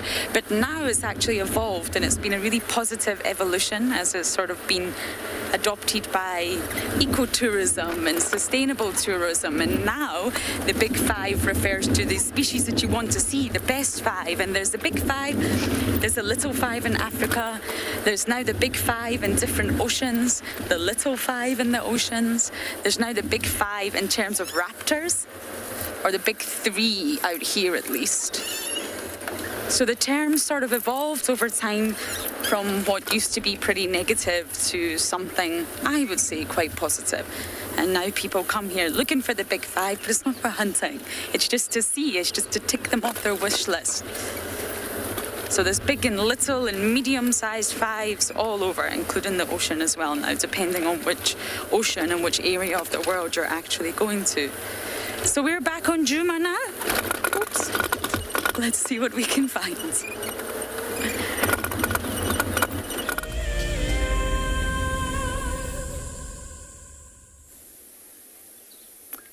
So we've followed tracks of the whole lion pride that we picked up near the riverbed.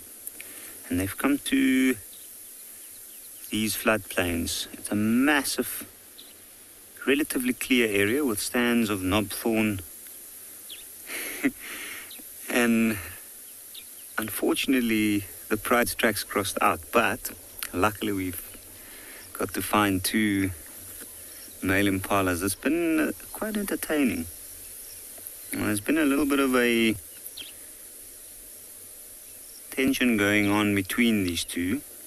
And if you look at the way that impala's ears are flicking, you can see he's almost hitting himself in the eye with it.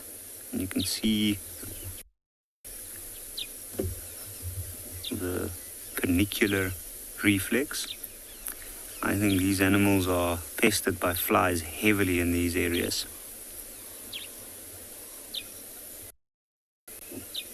This is in most of the parts we've been driving over the last few days, and the soils here are very high in nutrients and minerals. The vegetation is slightly different. So the clearings of grasses here are the good grasses that all the general game go after.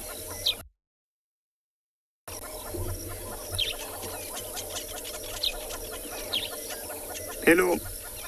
There are quite a lot of plants that's not edible for animals. I know one in particular that we find in this area is poison bride's bush. But there are, I don't know them all, unfortunately. But there are quite a few. I know some animals, especially even this impala, being a ruminant, they do suffer from a condition called tannin poisoning. Now, tannins is the chemical used to protect their leaves from being eaten, and very high amounts of that can also lead to animals dying, or ruminants specifically. Kudu impala. Kudu browse, they mainly eat leaves, where the impala eat both leaves and grass. And you can see it's quite warm at the moment, and that's why these impalas have moved over into the shade. I'm sure between these two, they are actually trying to stake out space in this well sought after area. You can see both facing different directions. Now, we often find that the animals just stand, like this impala is doing at this very moment. You can see the ears pushed forward in a direction. a sound drew its attention. So when they're still like this, they're actually listening out. And they're constantly using all of their senses. We often think that it's only their eyesight, which their eyesight is very keen, but hearing and the sense of smell plays a major role in these animals' lives. In terms of communication, as well as a means of being prepared for possible danger.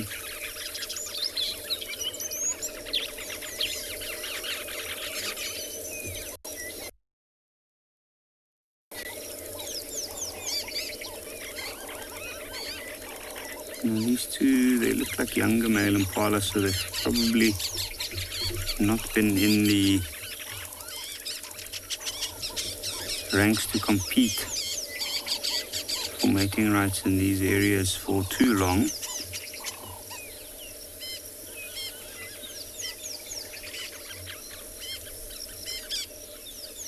Generally, they don't look too nervous. I think the lions might have passed here quite a while ago. Unfortunately, though, it's heavily waterlogged after the heavy rains. And even though the rain was about 3 days ago, I don't think we'll be able to drive this area yet. It's amazing how long it takes to dry out. So everywhere there's these seasonal pans, mud wallows. There's also smaller creatures like frogs.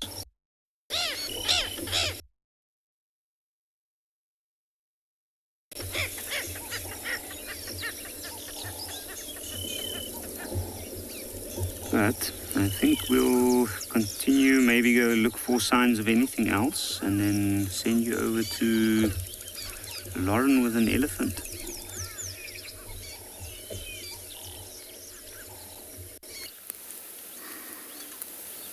We have found a lone elephant. Looks like a young one, a young bull. Definitely not a big, older bull. It's a youngster here.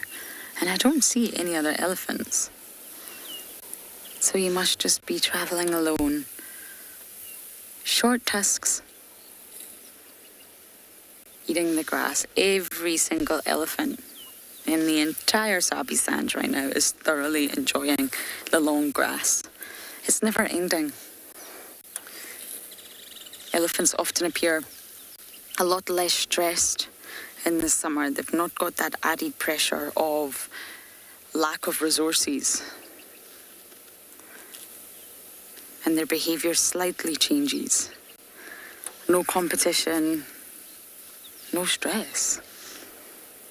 You see where you just had his trunk there? That's the actual ear hole that leads into the inner ear. And they often scratch that or touch that with their trunk. I think it must get itchy after a while. They've got those huge sort of ear lobes, if you like. But then in the inner part, you will find the hole that leads to the inner ear.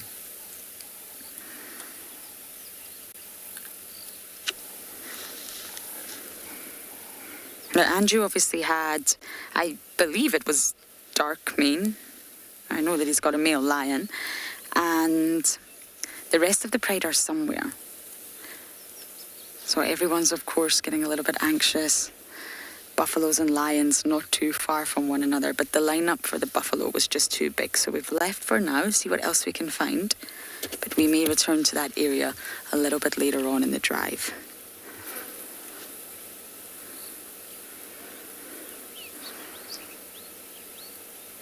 I wonder if this young bull's just recently on sort of started his life as a nomad.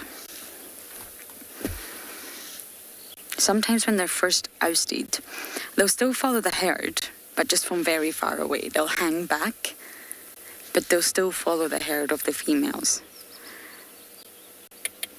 They, of course, lead the way from grass to water resources. So although the male's been ousted, he may still see the herd and hear them. They've got their own private communication channel, and he'll still follow their paths in order to learn how to navigate a life on his own. The best thing a young bull can do is join up with a gentleman, join up with an older bull and learn from him. His role is just as integral as the matriarch. But for the boys, of course.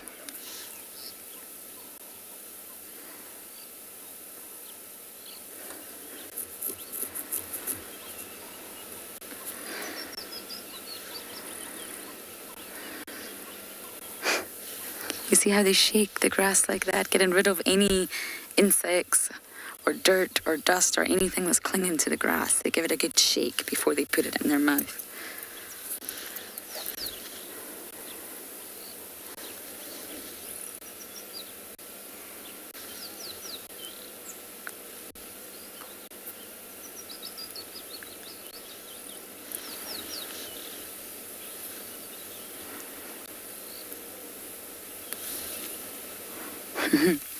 Many of you are saying you could watch elephants all day. Me too. Especially ones that are as peaceful as this.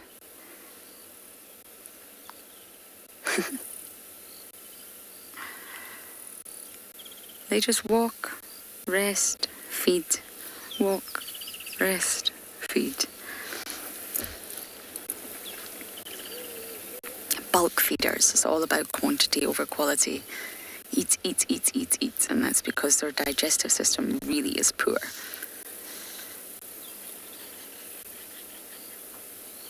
Now, there's actually a lot of images online right now from an elephant in the West. And Simon, if you're able to just zoom in on this part of this male, this part of the trunk right here, she's actually missing. She has a huge, huge hole in her head.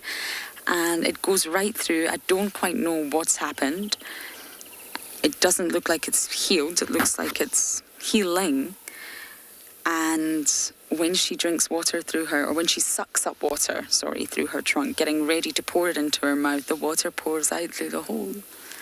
It's circulating on social media, and I believe this female is regularly seen, easy to identify, of course, and seen in the West. It's fascinating. Sad, but she's surviving. But water does come out of that massive hole in her trunk.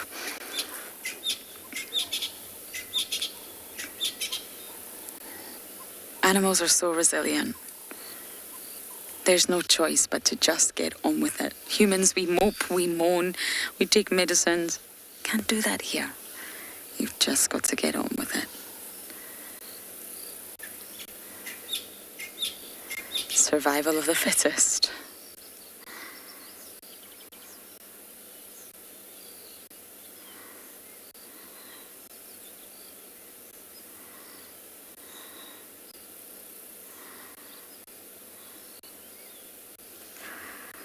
Oh, Jared, I didn't get that name, but you see, one of the most majestic animals to walk planet Earth. I agree.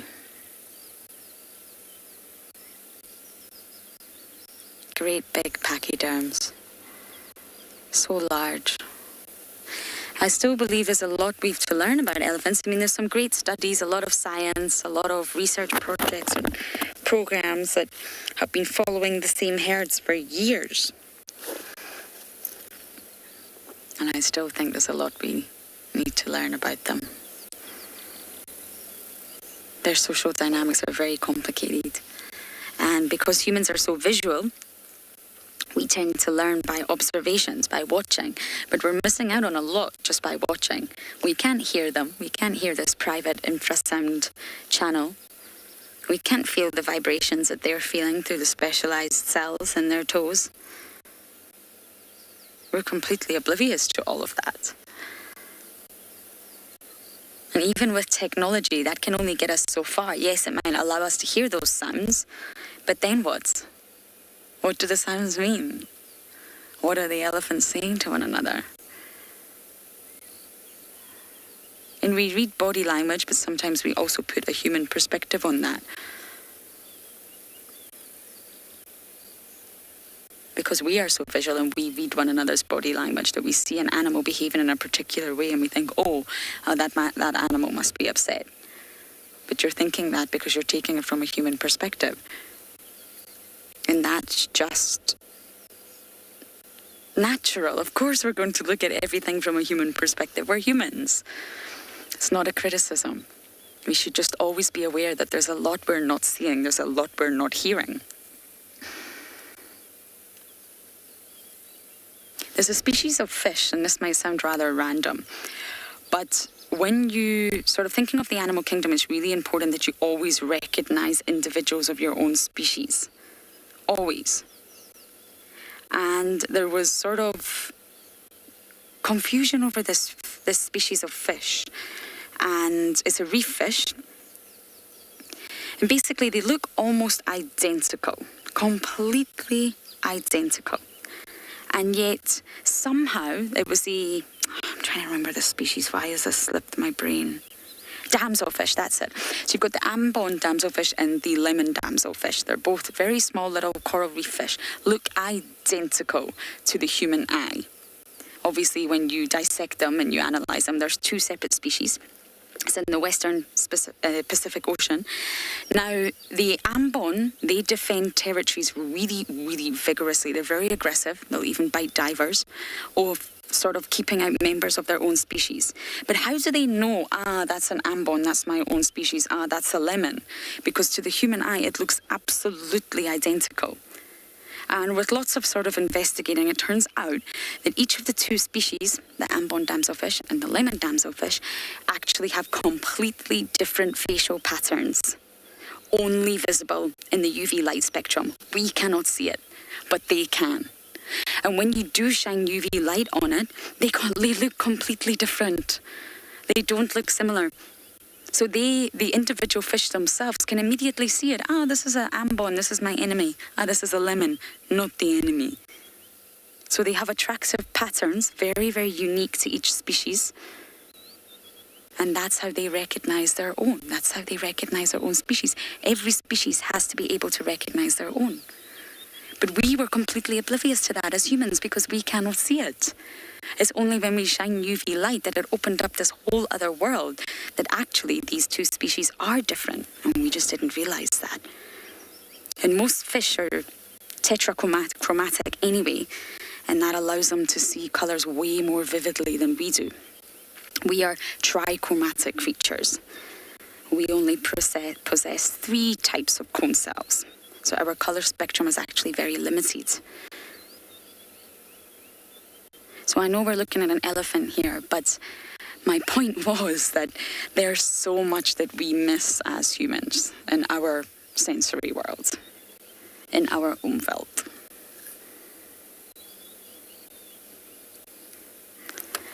Okay, so from one great big grey animal, we're going to send you another at Phinda.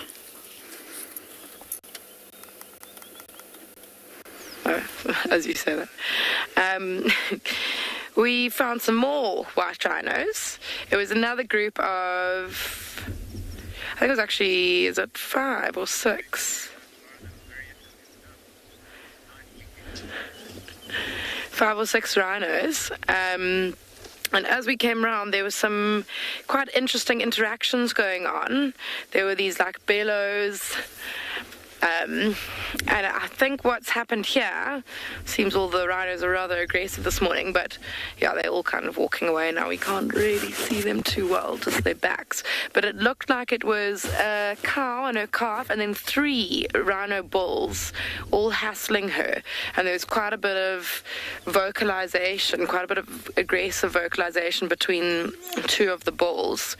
One definitely had the upper hand, and he was kind of standing up against the female and the calf and bellowing at the other one. He kind of had his mouth open, ears back, and was making a good old snarling, grumbling noise at the other one. But this one hasn't given up. He's still got his tail curled up, which I pointed out earlier as a sign of agitation. All 3 of the bulls actually have their tails up like that. Looks like he's not giving up yet, though. I think I might try and move forward a little bit, but I don't think that we're going to see them again. Maybe just their backs. Let's try.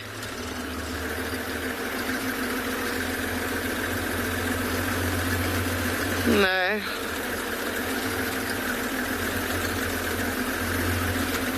Unfortunately, I think not.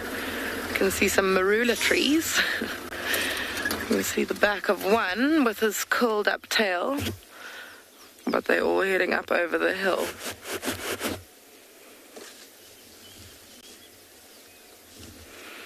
Okay. Apparently there's an elephant bull quite nearby, so we are going to leave these rhinos and head over towards him. While we're doing that, we're going to send you to Andrew.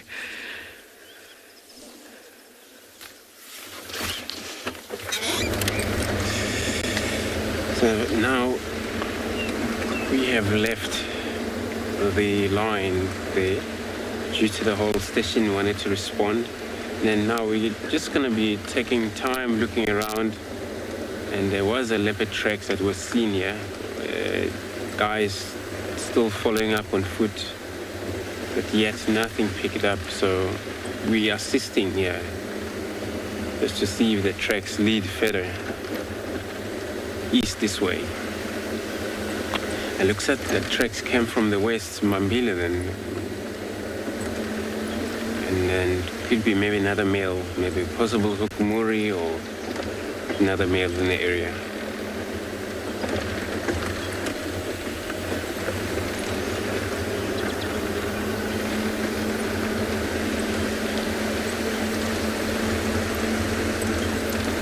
And it's getting slightly warm, for sure. But the animals, like leopards, desperately moving around. Those are hungry still. They get actually pushed by the energy that they can still do movement quite a lot. And also the wild dogs from last night, they have crossed into Aratusa. Got an update.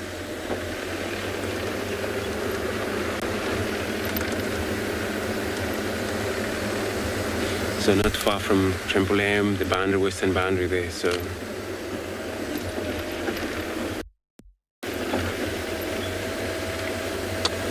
So Mali asking what disease do leopards suffer from? Cats mainly suffer from mange. Is one of the serious diseases on cats, and even they sometimes infect by any of these TB, which is transferred from the game they're eating.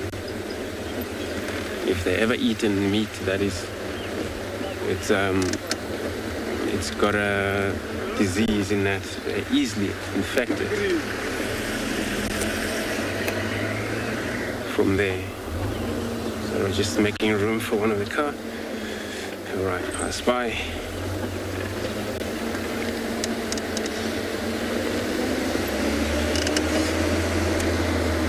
But in the area here, none of our leopard seek. They're all healthy looking. Many of them, they're actually taken down by their old age.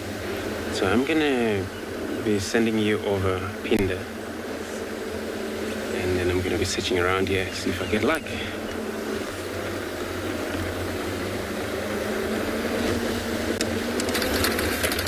Okay, we have got a black-chested snake eagle. He's quite far away now. I did try and just race to get a bit closer for you guys. But he is on the hunt. I think if we can keep up with him, we might see something pretty cool. Because he keeps flying and then stopping and hovering, which is typical hunting behavior for a snake eagle. So he'll fly and then stop. But he's quite far away at the moment. There, he stopped again. He's just hovering. So he's definitely looking for something. He'll fly and then he'll kind of like circle an area, then stop and hover. And that hovering without flapping of the wings, just staying perfectly still in one. Oh, it looks like there's a second one right next to him. How cool is that?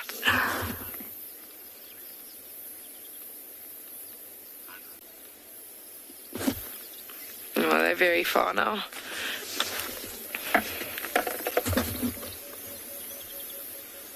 Yeah, he's hovering again. And there's another one hovering right next to him. That is so cool.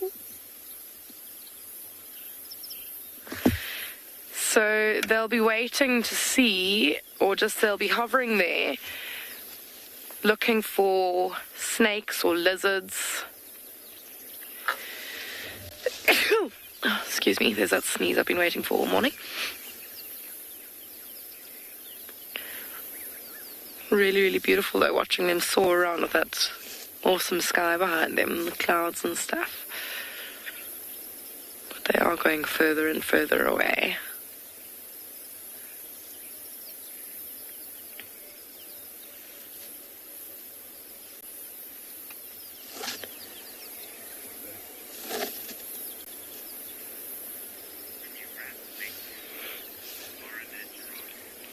Okay, I think the eagle's getting further and further away. We're going to carry on to the elephant that we are on our way to.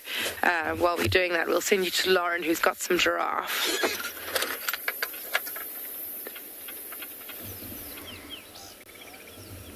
Good luck, Kim. Tingana's been found deep in the drainage. He's got a Malabamba, which means he has killed an impala. Don't believe it's hoisted, but it's in a very difficult drainage line, so the sighting has been put to a one-vehicle lock because of the rains, and off-roading is still not 100% okay in all areas. So in order to protect the ground, protect the soil, protect the structural integrity of the landscape, it's a one-vehicle lock. But we're in the lineup, and while waiting, we found the giraffe. I mean, they're hard to miss, but believe it or not, you do miss them. And going back to colour vision, I thought I'd throw a random fact of the day at you all. You're welcome to debate this. But in 2014, they actually discovered evidence of rods and cones in a fossilised shark creature that lived around 300 million years ago.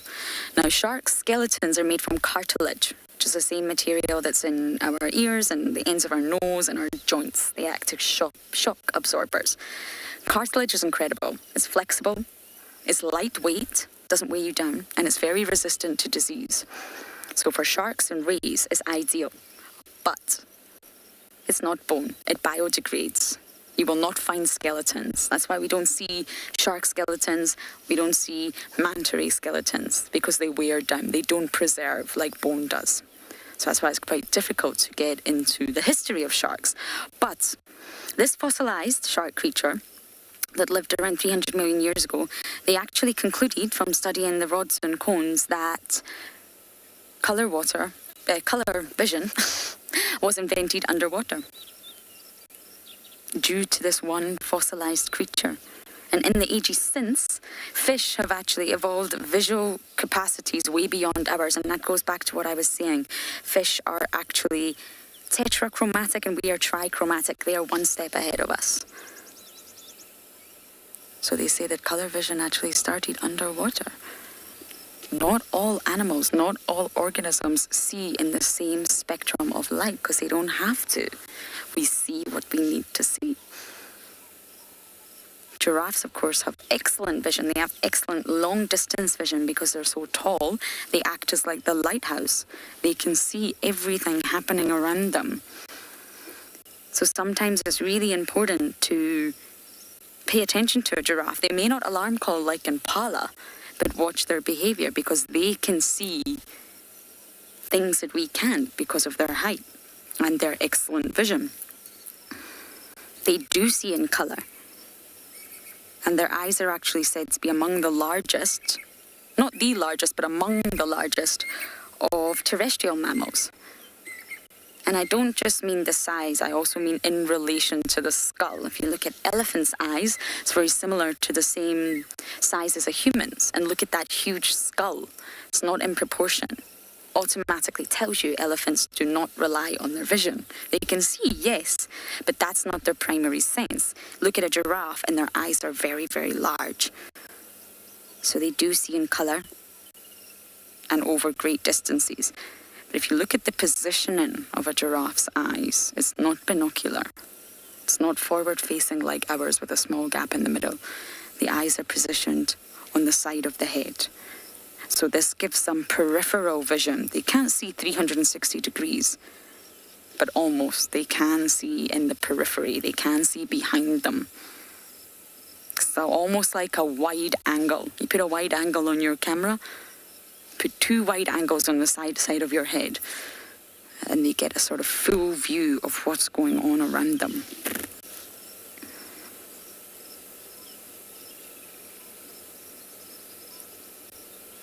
Vision is fascinating.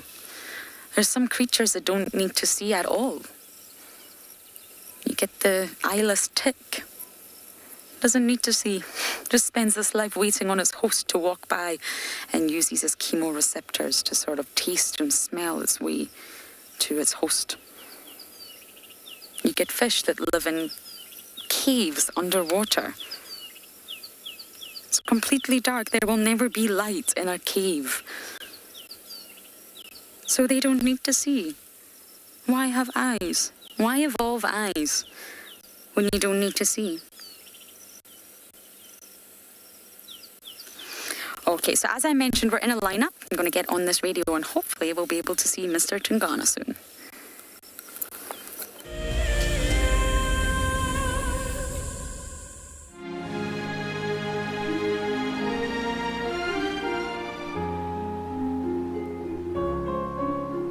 You are cheeky. That was a brave decision.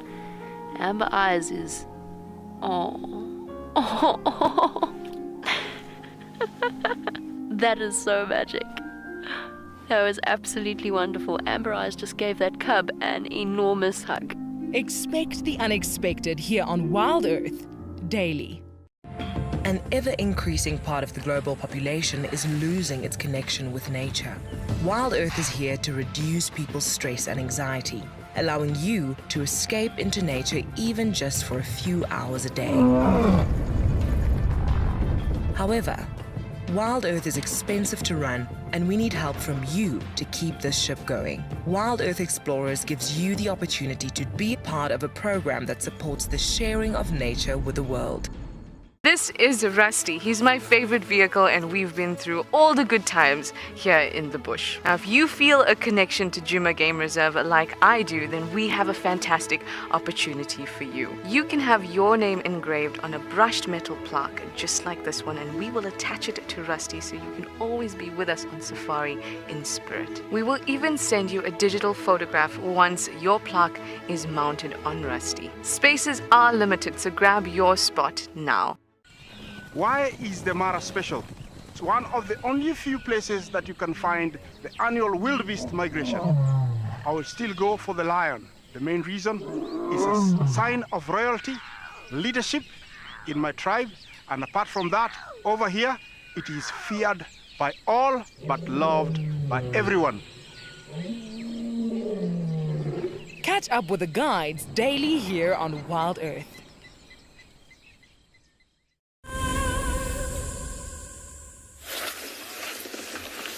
We found this elephant that we came looking for. It's a lone bull. And just as he came over to us, he decided to put his head inside of that bush that's in front of him. I do apologize, but I'm sure if we sit here, he will bring his head out of that bush.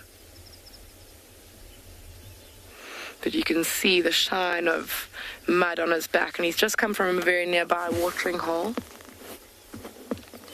where you can see that he's had quite a good time covering himself in mud. It's all on the back of his knees, up on his back, and even his tusk you can see is completely brown, covered in mud. And he's come here and he was also kind of dust bathing a bit. Also probably just trying to cool himself down, maybe trying to get that dust stuck into the mud just to add to the material on his back that he'll later rub off. Here he is.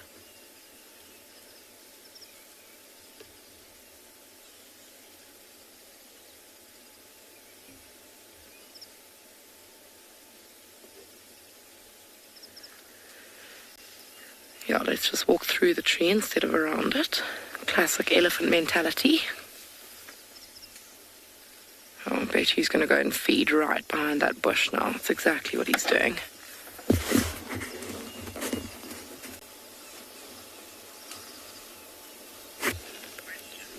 I know, he's moving through.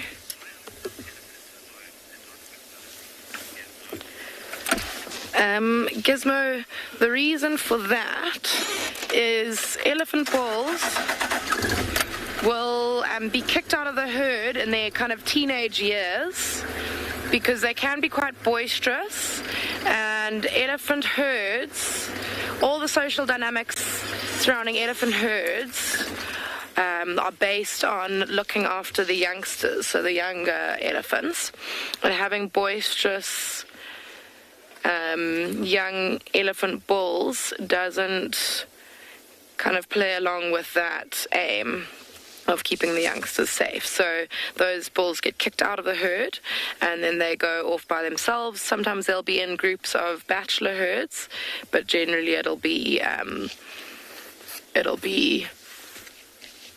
just by themselves, as you can see this one is. But they do move in and out of those bachelor herds as well. They're not fixed. I've seen this particular elephant with other elephant bulls. And it just depends on their, I won't say mood, but their kind of hormones, because elephant bulls go in and out of states of must, which is actually a 16-week process. Isn't quite the right word, but state, I guess. And in that case, they often are alone. When they're not in must, they'll be with the elephant bull or the other bachelor herd. Sorry, my vehicle doesn't want to start. And then when they come into must, they want to mate. And they will then go and find an elephant herd to try and mate with the cows of that herd. There we go. This male does seem to be, he's a little bit edgy. You saw how when he walked off, he kind of had that big head bobbing movement, which means he's not completely chilled. It might be that he's kind of coming into that state of must, and he will then be looking for a herd to go and harass. If he was maybe not coming into must, then he might have been in that bachelor herd that we were talking about. I'm just going to go very slowly to find him again, because I don't want to suddenly come around the corner and he's decided to stop and feed on a bush anywhere too close to where we happen upon him. There he is. He's walking off the road a little bit. I'm just going to slowly... It's quite tough to tell as well, because the other way you tell if an elephant is in must is you look between the back legs to see if he's dribbling urine and fluid from his penis. And I can see it is a little bit wet there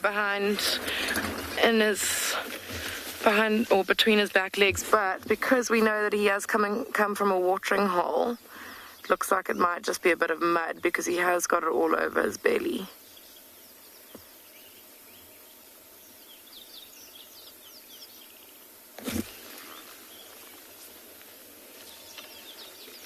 I hope you didn't hear that. My stomach just rumbled. Okay, we might try to get another view of the sky, but while we do, I think we'll send you to Lauren with her hippos.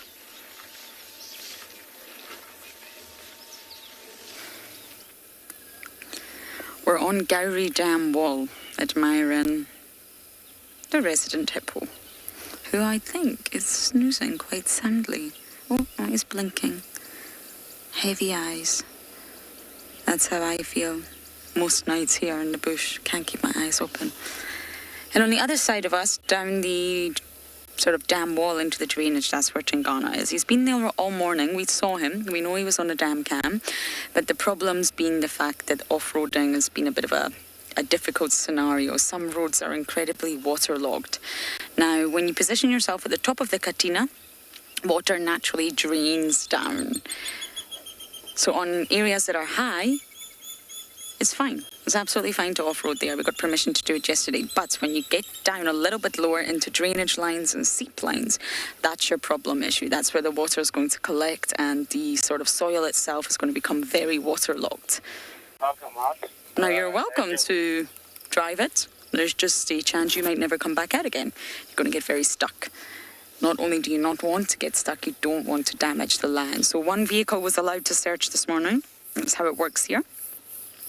And they found him. So he's there. We're just all taking it in turns to go there.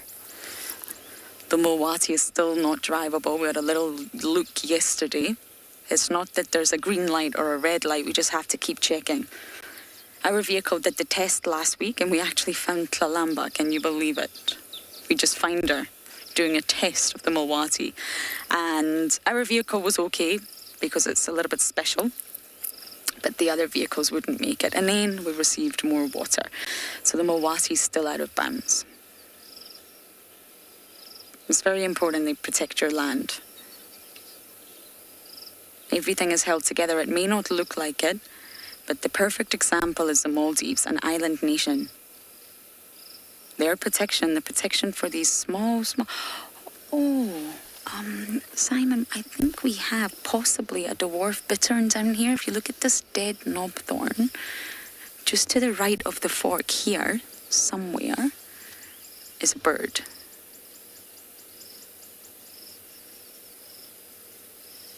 I think this is a juvenile dwarf bittern that I've been trying to get on camera. Hello. You're caught now. I'm sure it's the bittern, closely related to herons. They've got that stripy chest, and the adults normally have a red eye. That's what confused me. You normally look for the red eye. They've got very long, bizarre necks.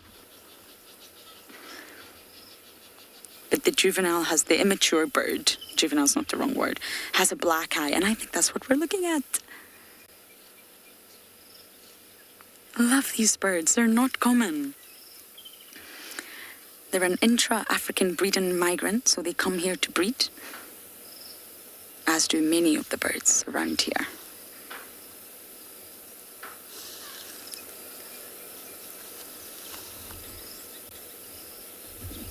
And they love water bodies, floodplains, wetlands. They'll hunt frogs, fish, aquatic insects, any sort of food source that you will find around the water hole.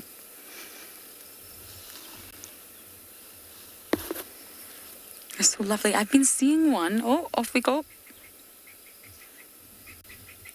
So just to round up my thought then, the Maldives is a perfect example. Island nation, their protection of the island is the coral reef that surrounds it. And I will come back to that point, but it looks like Andrew's found some elephants.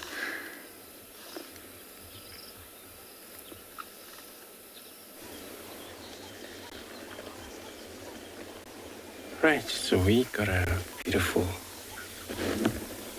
young male elephant here. And he's feeding on the silver terminalia tree, which is,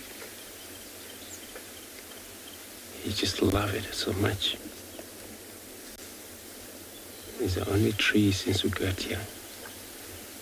He spent time in it.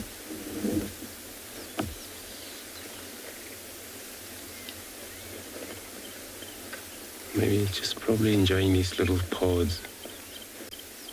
Only this time of year, these trees. See a lot of pods in it.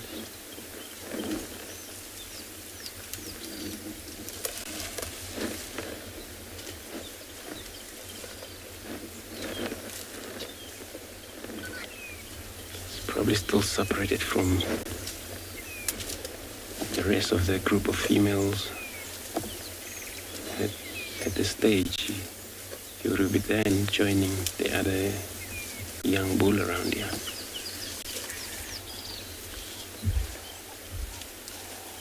Or older bulls. Associate with them, form a group of bachelor males.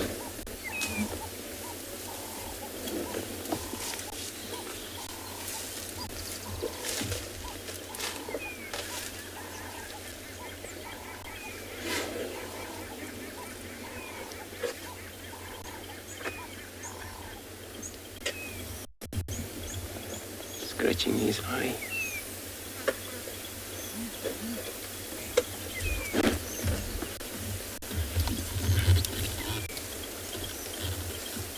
The trunk, it's so important on the elephant.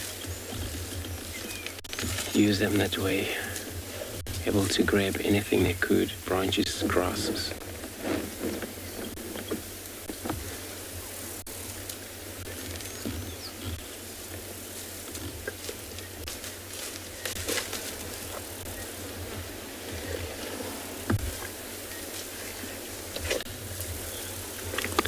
So Natasha asking how much do elephant bull eat a day? So these full-grown male eat from anything 250, 300 kilogram. These massive bull elephants around here. Oh. See how he does with a tusk.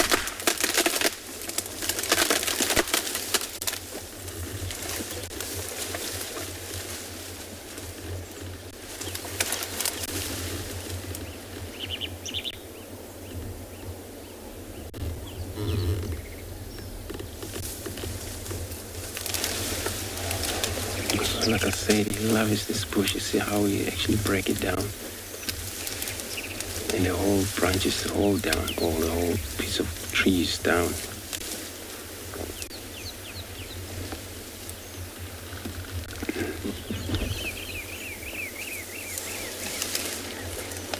And do that with the tuskers. That's why sometimes they lose their tuskers by doing that.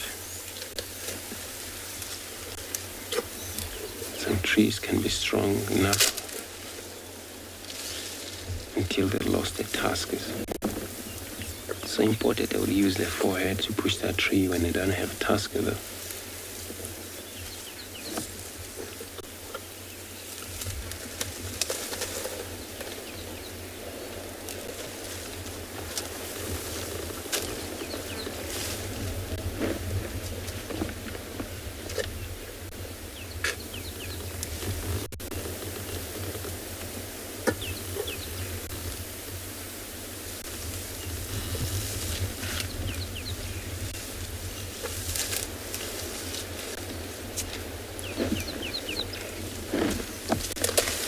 Not actually communicating any of the sound that he's now making, not at all.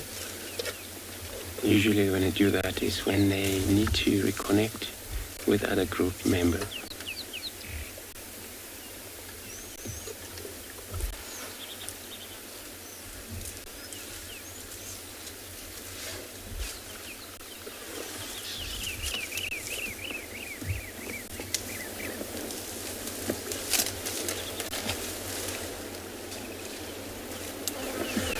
And the low field is always great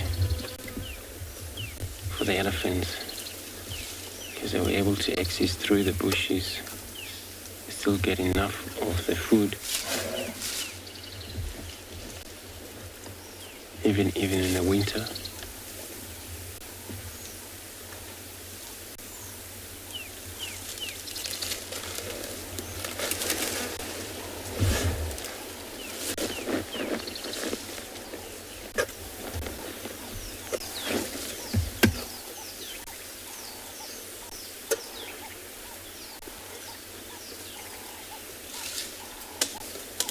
And that trunk of elephants can at least hold amount of 16, depending on the size of the animal, liters of water at a time. He sucks the water.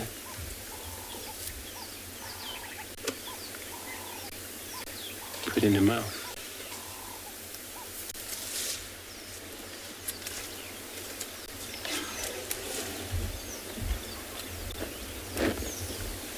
It looks like it's going to be one of these hot days today.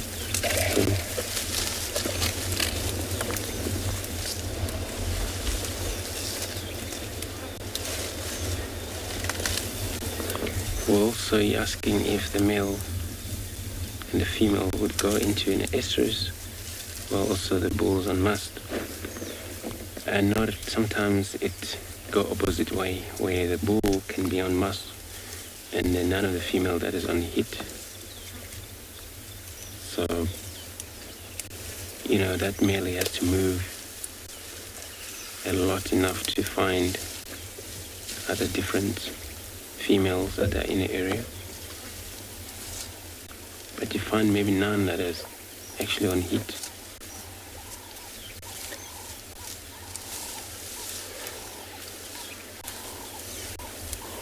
So that must situation sometimes it goes disappear every probably after 4 days, 5 days, and then 3 weeks later it comes back.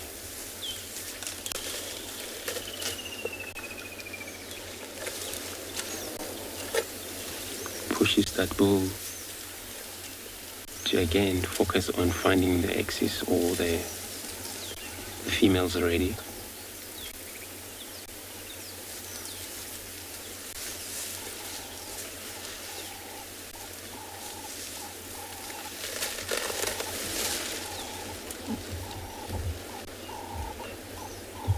Same with the females. Not always that they're all in heat.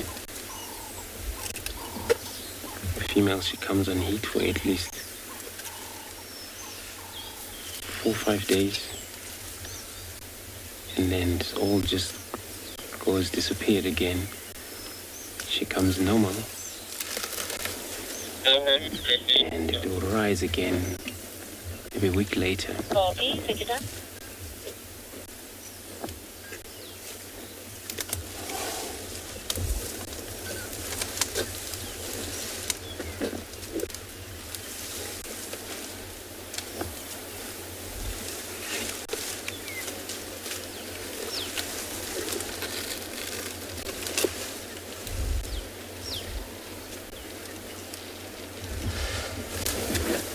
Tuskers comes with a weapon, but at the same time it supports the trunk for feeding.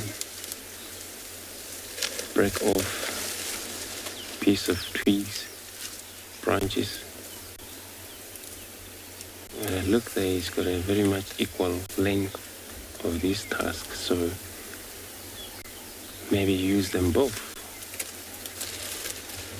With some elephants, they can be right-handed or left-handed.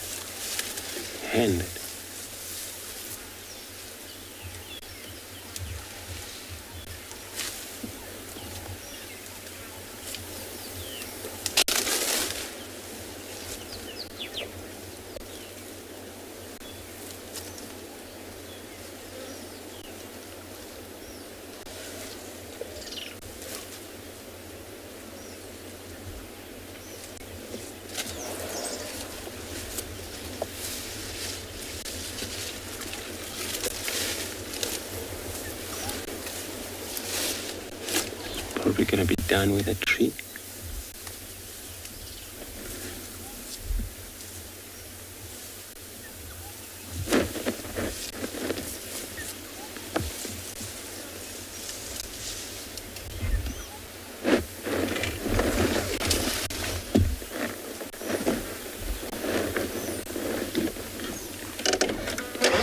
So we're gonna carry on, sit around, see if there's anything we're gonna find.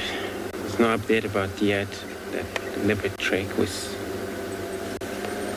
being followed on the other side.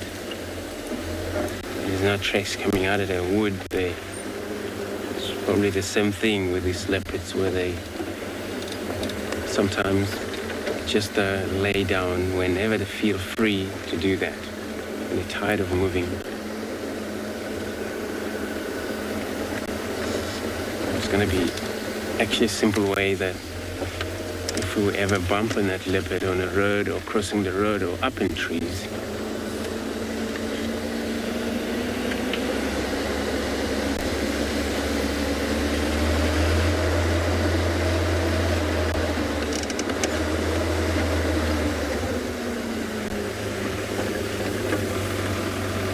so I'm going to continue search here. In the meantime, I'll be sending you over to a pride land with a southern crowned hornbill. So, we have found 3 southern ground hornbills that are very excitedly chasing after some unfortunate flying insect. You can see there are many of them. I wonder what it caught. It has got something small in its beak now. But this is 3 hornbills that we have seen before, which is quite cool. They live around here. They pop on to Jijani, which is just north of Impala Plains. And I'm wondering, I don't know if it's the same family group. It could be a different group. But on Kwenga, which is just to the east of Pridelands, where we can also traverse, they've recently discovered a natural southern ground hornbill nest, which is really, really awesome. Because I don't know if you all know this, but for the new viewers that are watching, southern ground hornbills make their nests in massive tree cavities, but unfortunately their nesting sites are on the decline due to multiple reasons. But one of the big ones out here is habitat loss, and then of course damage to big trees by elephants. So this tree, I think, is on the Motlabetsi River.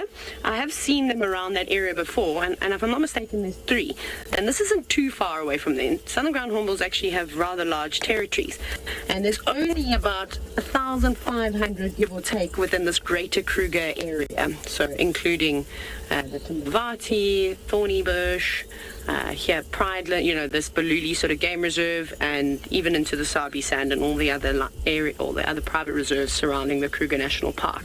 So that's not much. So half of the population of birds in South Africa are in the greater Kruger, which is pretty amazing. Quite sad though to hear that a lot of their habitat, unfortunately, or areas that they would have normally been found in, has either disappeared. There we go, there's one just popping out. We're going to try and reposition though at some point, just to try and get a better view of them, but they are on their way north out of the reserve. So it's quite cool to hear that there is at least one family group that is breeding. Whether they're going to be successful or not, I'm not so sure. I'm going to go actually just reverse. I think this will be the best choice. And they're being monitored now by the Southern Ground Hornbill Project, which is really cool. Carrie and Kyle are doing all the research there, and I've been lucky enough to actually go out and put up an artificial nest. So that's something that they've been doing. That project for the ground hornbills has been going since 2000. Sure, so that's 21 years ago. Pretty spectacular. And they started putting up artificial nests in the early 2000s. And since then, they've noticed obviously an increase in successful breeding. Not very successful breeding birds, but we're going to have a look at them again now. Just have to bear with us. There's one. Oh, the other 2 are just a little bit further back, but maybe they'll feed in our direction. Beautiful. You can also see how lush it all is as we were driving. There they are. There's perfect habitat for them too, out in the open plains like this. So they typically spend a bit of time here on Impala Plains, and I'm almost certain that it's the same family, but I shall check with the key researchers. So if we do get a good enough opportunity to take some screenshots of these birds, it would be much appreciated. They're a bit too far away for myself and Kha to really get good pictures on our cameras, because there is sort of a citizen project within the greater Kruger National Park, again including all these private reserves, where you can send in your photos. And so you can send them in, and it will give a better understanding on, I suppose their territories, how many birds there are around, because remember, not just with the mammal species, we can also tell individuals. Not sure if they're tagging any of them. There they go. But seriously ferocious predators. I've seen them eating all sorts of things. Now, Luke, you had a question about how big can these birds get. So they're quite a heavy bird. They weigh just under 4 kilograms or so. So I'd say anywhere between just over 3 kilograms to about 3.8, 3.9 kilos. So they're a heavy bird. And they do fly, although they spend most of their time on the ground, because this is how they hunt. So they're not catching anything in the air. They'll actively feed like this. Sort of moving through looking for prey on branches or underneath rocks. You'll see them turning over logs and all sorts of things. And they have quite a big wingspan if you're lucky enough to see them fly. They are good flyers, but there's no need for them to fly massive distances. Obviously, otherwise they're not going to find anything to eat. And that's a waste of energy. And the wingspan is just over 1 meter. So they're beautiful birds. Really, really awesome. Now, the thing that obviously hampers this bird's existence is, unfortunately, they're not very good breeders. So they don't always breed every single year. Occasionally it happens. Since this project with the southern ground hornbills, they have noticed that there have been a couple of pairs. So they call it the APNRs, the Associated Private Nature Reserves. So that includes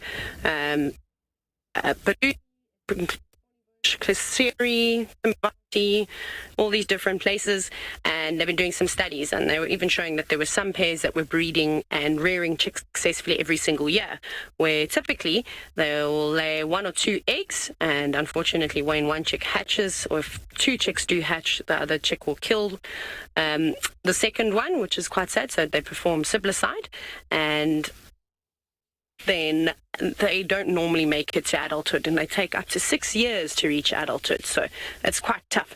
Anyways, we'll see if we can stick with these hornbills for a little bit longer. Off you go across to Lauren, who's looking at a spotted cat.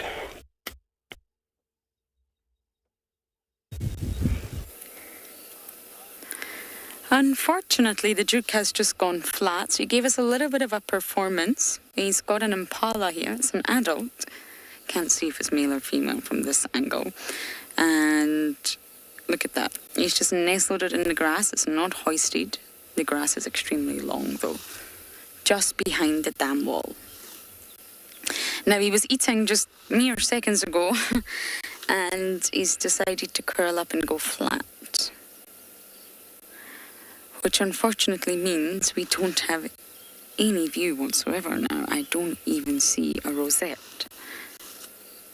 Simon, I'm going to inch forward, but otherwise, if we really, really can't see anything, then I'm not sure we can work around this.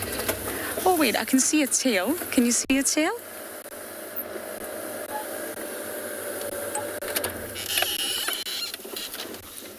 Your tail is giving you away, Tingana. There we go. That belongs to Mr. T. I think he'll get up and feed again, but he's really picked the perfect spot. Shaded, long grass, damp soil. It's exactly what you want in this kind of weather. It's already really, really hot. So it's not much to work with, I'm afraid. Sorry, everyone. I don't know where that cough came from. And he killed it himself. At some point in the wee early hours of the morning, he was also in our camp. We knew he was in this drainage line. It's just not the best area to be driving right now for lots of vehicles. So we may not be able to stay here until the end. It's a one vehicle sighting. It's not the most riveting sighting, I'm afraid. We'll give it another while in case he gets up. But he's not hoisted, and really there's not that many options around him to hoist. I don't quite know what he would do if a hyena came along. But we will wait it out to see if he stands up. We'll give it 10 minutes or so. But for now, over to Pinda.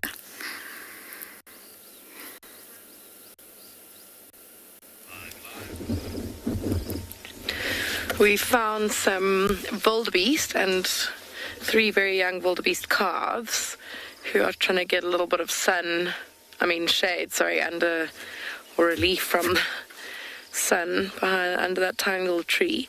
Quite interesting. You see when that adult did a bit of a snort there, the 2 youngsters got up. Just shows how in tune they are to the herd's communication. The 3rd little one didn't seem too bothered.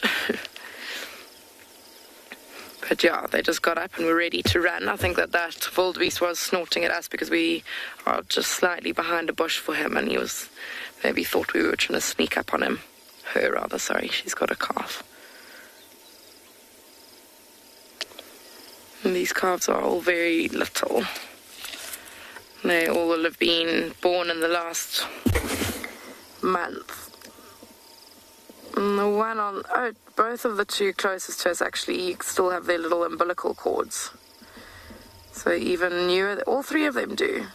Yeah, so even much newer than a month. Up from the break, Zucker West. Sorry.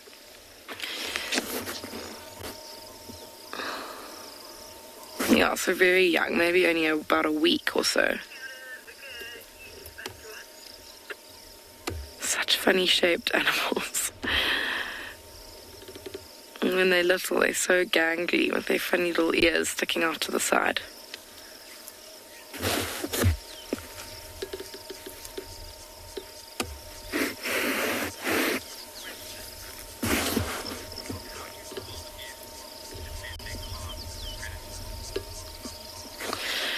Well, Bubbles, because wildebeest are herd animals, their first line of defense is moving and keeping as a herd.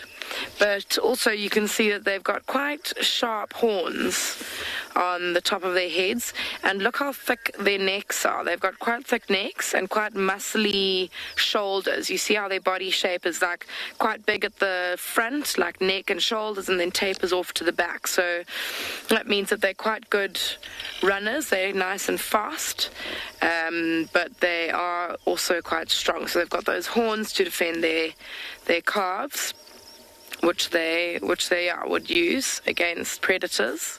Oh, little sneezes from that little one.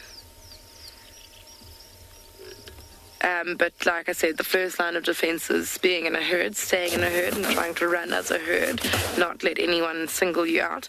Yo, that one female. So, I mean, the two under the tree, the one on the right is a male. You can see he's quite a bit bigger than the one on the left, who's a female, but she also has one funny horn. I can't quite see it at the moment because the side she's showing to us is actually fine. But every now and again she turns her head and you can see that she's got a strange... I don't know if she's actually completely missing the horn or if it's like a...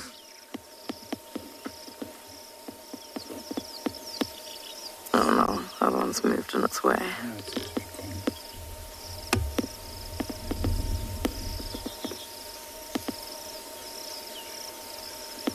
So weird. I can just see like a little snub. I want to move forward and see if we can see.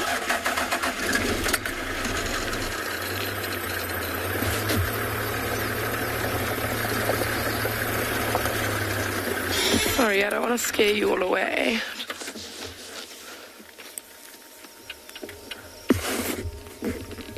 Well, you can see from the back that it's just, yeah, it's broken off there.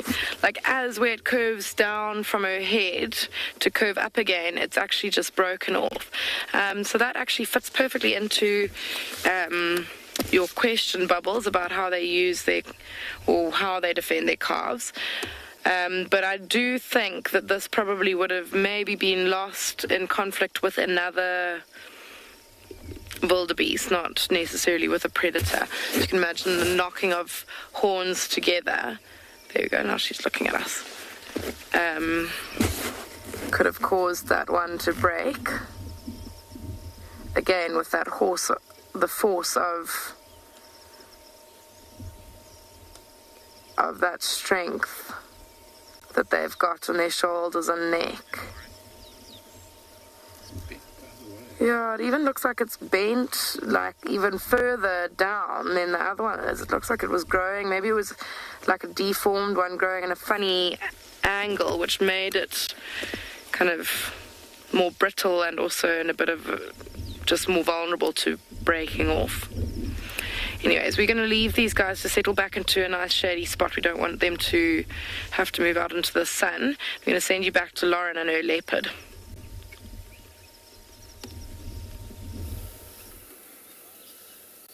He's up. More than a tail. He's hungry. Not the best views we've ever had of Tinganana, the big banana. But he's up, he's eating. And I remember Maney having a panic. Where's Tingana? Where's Tingana? And we didn't see him for a long time. And it's actually incredible and slightly ironic that we're seeing a lot of them in summer, especially when the vegetation is this thick. And I just cannot get over what good condition he is in. Yes, he was going through a period of stealing from his daughter, but what you've got to remember, any predator will do that. I don't mean steal from their daughter, but look at Kara last night, stealing from her mother. Hosanna stealing from Prissy the hyena. Hyenas continually stealing from leopards. Lion, we've had lions chase leopards off kills. It's not very often you'll see a leopard chase a lion, but you get my point. So if Tingana comes across Klalamba, because it's his offspring, he knows he can steal from her. He knows he outweighs her in every sort of way. Way with a different spelling. He's bigger than her, he's more muscular than her, he's taller than her, and he knows that she won't fight back. But I've not seen a daddy-daughter interaction in quite some time. You see, he's plucking all the hairs off.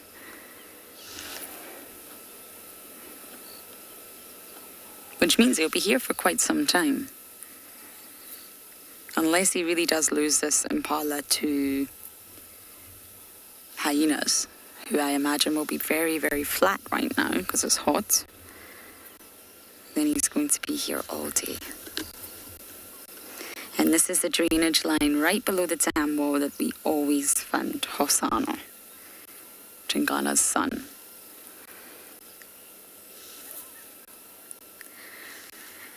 Do leopards hunt every day? I didn't catch that name, but no, they don't really need to hunt every day. They can if it's small things. They're mammals, they need to top up their food supply always. It's the fuel that keeps them going. But a big kill like this, Tingana could sit on this for 2-3 days. Eat, sleep, rest, digest. Eat, sleep, rest, digest. It really depends on what they've had. If he had just snacked on a scrub here, then by tomorrow he absolutely will be hungry. But they don't need to feed every day. They can go long bouts without eating, especially if they've just finished a large carcass. They're also not entirely water dependent. Is he moving it? Is he going further in? Oh my goodness. It's getting too hot, that's why. You see the sun's coming right over to where he just was. There was something else we wanted to show you though. Simon was getting some beautiful views. So since we've lost Tingana, we're just going to show you. I think it is a net-winged beetle, or the slender net-winged. I'm not completely sure. You still got it, Simon, just on the edge of this grey branch here. They're everywhere now, and they're mating. One of my favourite beetles. The net-winged beetle is very, very round in the wing, almost looks circular. Whereas the slender net-wing, as you can probably imagine, has very slender, square-shaped wings. Oh, there's two. No, there's one. Sorry, I'm seeing things. I think this is the net-winged. Very obvious with the orange colour and in the black at the bottom. They describe them as leathery bodies, and what that means is the wings have quite a leathery texture. They're not soft, they're not fragile, they're quite robust.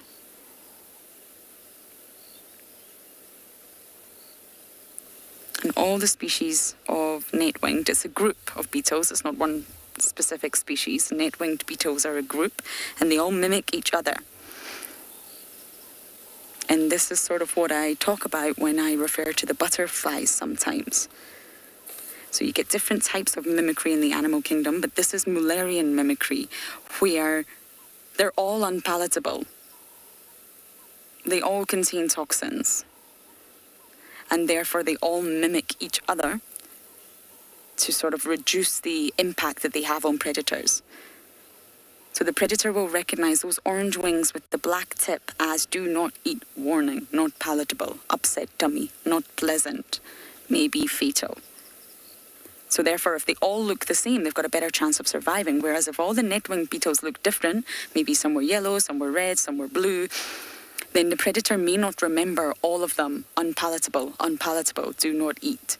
And therefore, it may reduce, a sort of increase their chance of being eaten, if that makes sense. They are classified as poisonous, not to humans though. So it's not venom. It doesn't have to be injected as poisonous, which means it needs to be ingested. So something has to eat it. And that's why all the net-winged beetles really do look the same. And there's about 50 species. Okay, I'm going to try and go round, but do not get your hopes up. But I'll try and see if we can get a view of the Duke.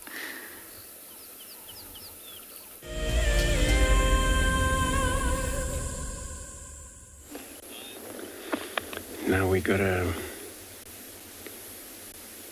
tortoises. It's called a leopard tortoise.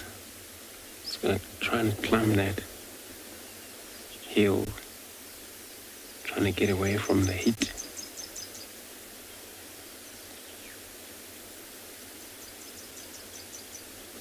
They gotta be available a whole morning if it was too much hot.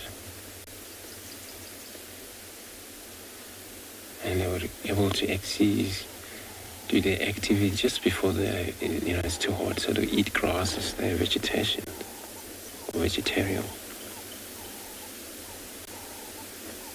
Soft grasses, mushrooms, some herbs around here.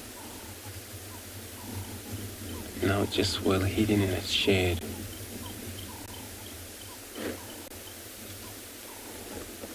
Tortoises hibernate in the winter.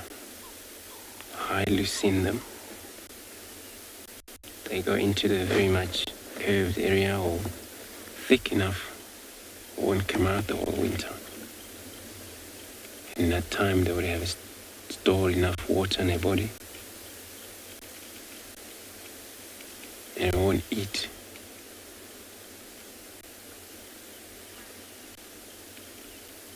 So this is what makes them sustain. So they wouldn't stand a chance in the colder weather. But first rain, they come out, started to move about, eat, and they are diurnal creatures.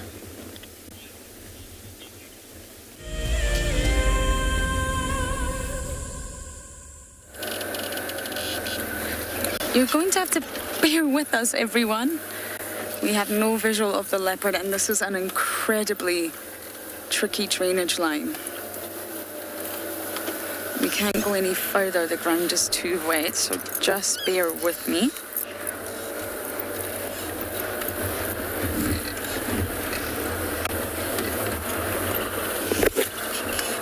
I think we might need to put... Do you think we can get through here with the antenna, Simon?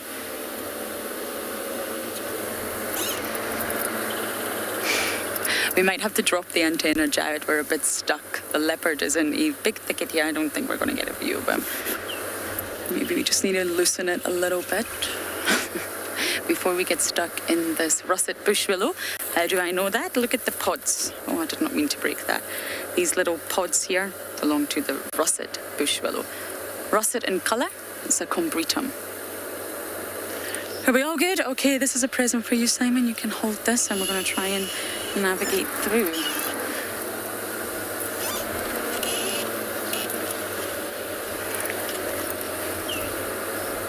I can see a few rosettes. I think Tingana is a no-go for now, I'm afraid. At least we've got some views of them.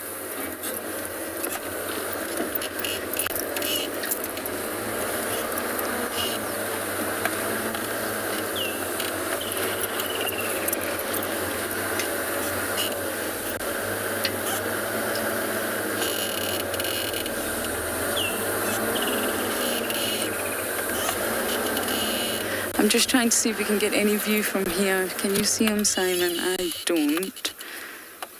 Simon's going to show you how thick it is and what we're actually looking at here. It's incredible. If he wasn't on the dam cam, I don't think...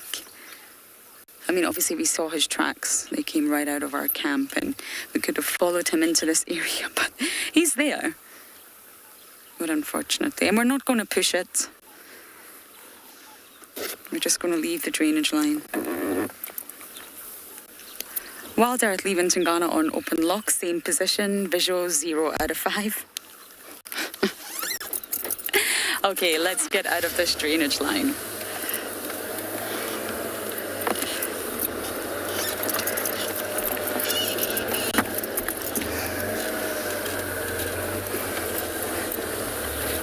Osana used to always be here. I have such good memories of this drainage line in Tingha. That's how I know it so well. I know it like the back of my hands. Hours and hours spelt with Osana down here. Okay, I'm going to navigate out of this tricky spot, and for now we're going to send you across to Andrew. Standing by, Davina.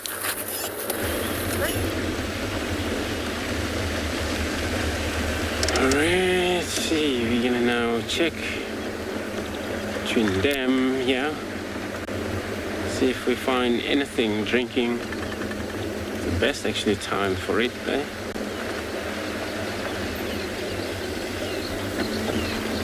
Best time to check waterhole. It's starting to get warm. Wouldn't be surprised that leopard is their hide. That they sometimes are sneaky, especially when they have kill and a beautiful shed. Wonderful place for them to hide. They wouldn't come out.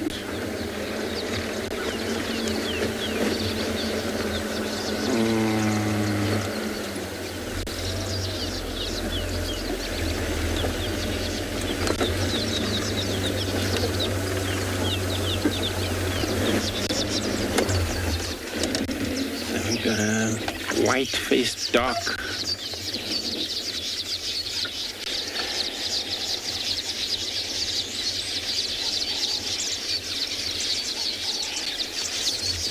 Beautiful birds. Life around here, all singing about. Background. What you hear is musk weaver.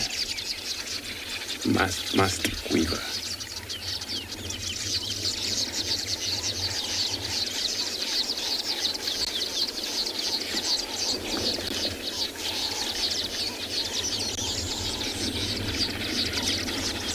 Impala in the background. Probably right in a dim wall there. Looking at us.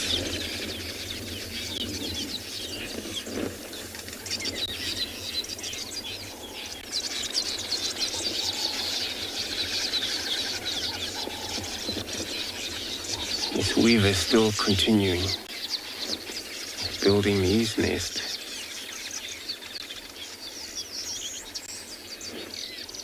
Some of them might have completed their nest, but some of them haven't completed yet.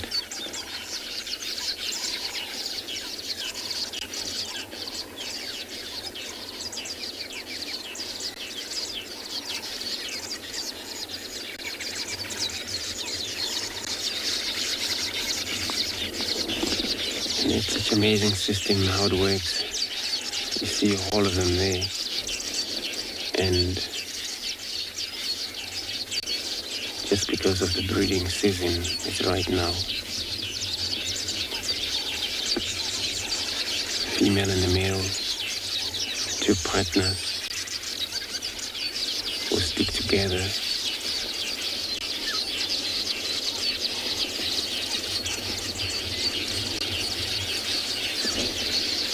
So Joshua asking how long does it take to build a complete whole thing process? Roughly 15 days, 12 days, 15 days there. And only the problem is, it's when the female, she don't like it. It's always, oh, look at this. So what you see there, all two of them, was a male and a female trying to assist each other.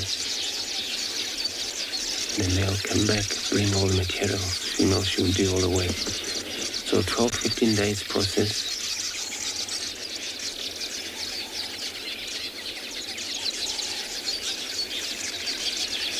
And the nest will be completely done by that time.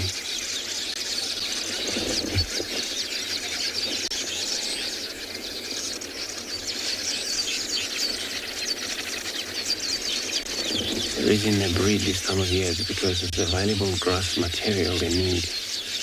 All you see is nests all built from these grasses material.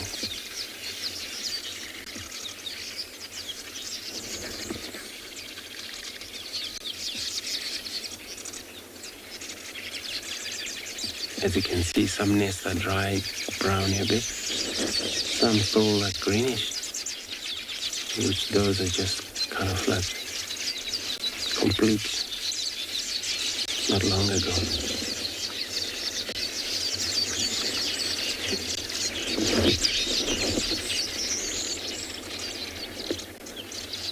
Impala still making their way.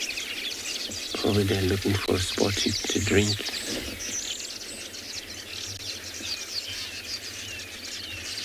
They decide to get water.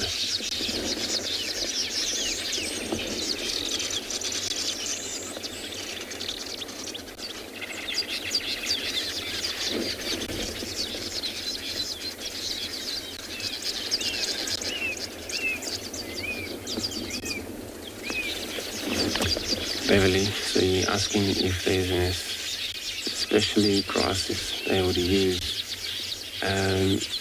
Any type of grasses, but buffalo grasses, bushveld buffalo grasses species, and there's this little reed stuff which grows around the water, and they will mainly use those. They use things that is easy for them to chop using their little beak and bring it back to the nest.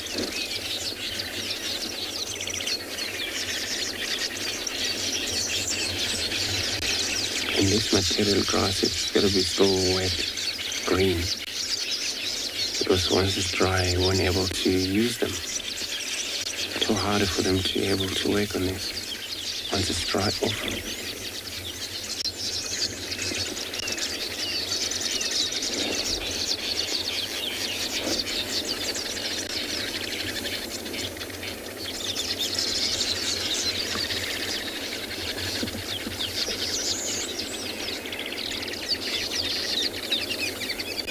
Yeah, Andrea, so you're asking if they ever use a nest? No. So every breeding season, it's got to be a new nest.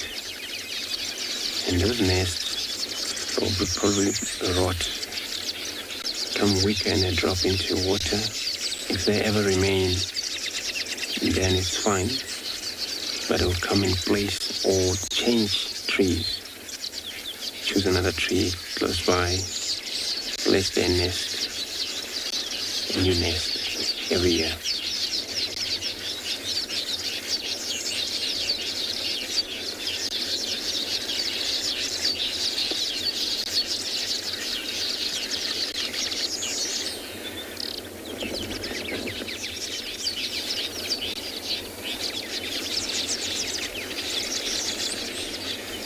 So all you see with the little black faces are males.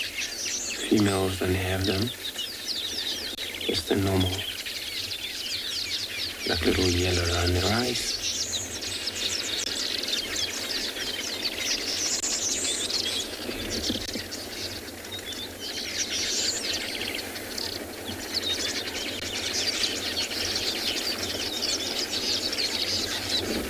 So there's time up because they won't do this once it's dark.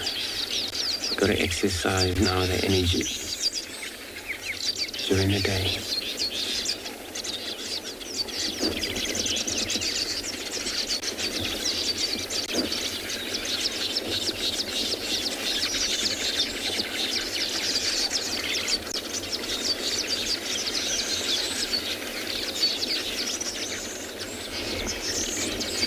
Although, yes, so you're asking if these entrances actually pointed down. And all you see, what you're looking at the one here, is actually on the entrance. So it's always downwards. And then when they fly in, when it's done, what they do, they just make sure that they aim the target of the entrance when they fly in, kind of like shoot in, and they're very much usable little legs, claw, able to hold up as they go in.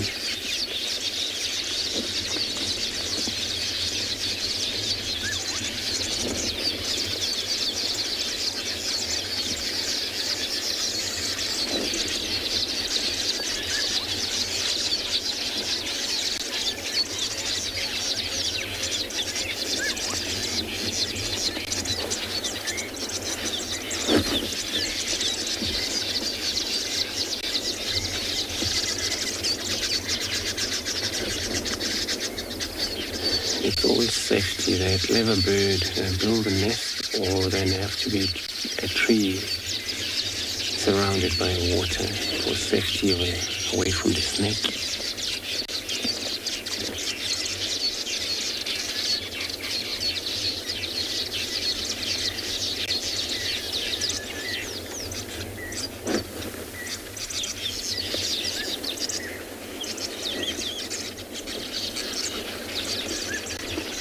There's a time where they would have a free period for them to feed. This is where the noise is going to settle down. And they're all going to be just feeding on seeds. They will carry on again when they're all done feeding. Come back, start it again. Business done.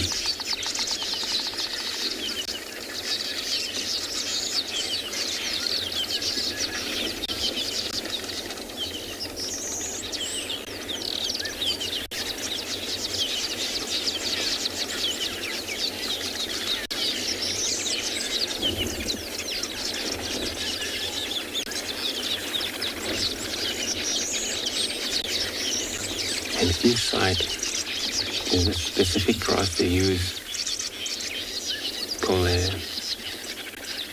a red top seed grasses. And they were kind of like a very much cotton. Just smooth inside for laying eggs.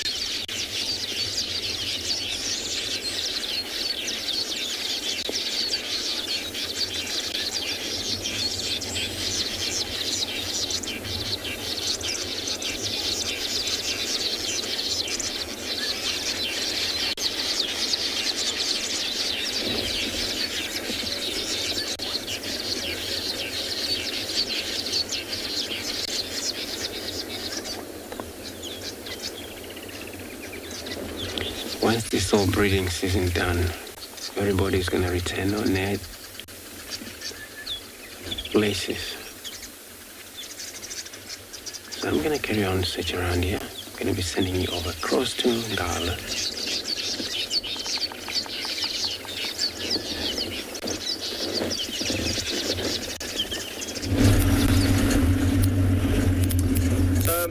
We've had no luck with the lions this morning, and unfortunately we haven't picked up on any leopard tracks either. We did, however, receive reports from one of the other vehicles that they found the lioness with 2 cubs, and we went to go have a look, but unfortunately she was in an area where it's very tricky to get a good view, and our signal wasn't good there either. So we've left that area, we've left the Timbavati riverbed, and we are currently driving along the clearings in the central parts, hoping that we might come across a herd of one of the general game species, maybe impala.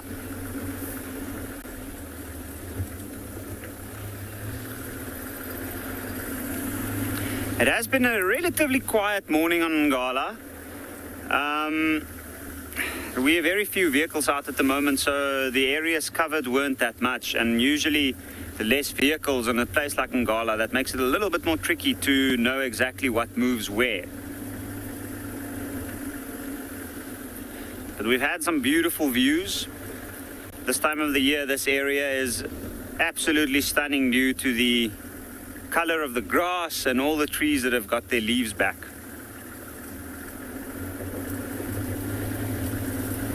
Now, just up ahead, there's a small mud wallow, and we're hoping that, I know that over the past few days I've seen some warthogs there, so we're going to go have a look and see if we might get lucky with them. We're going to send you over to Lauren in the meantime.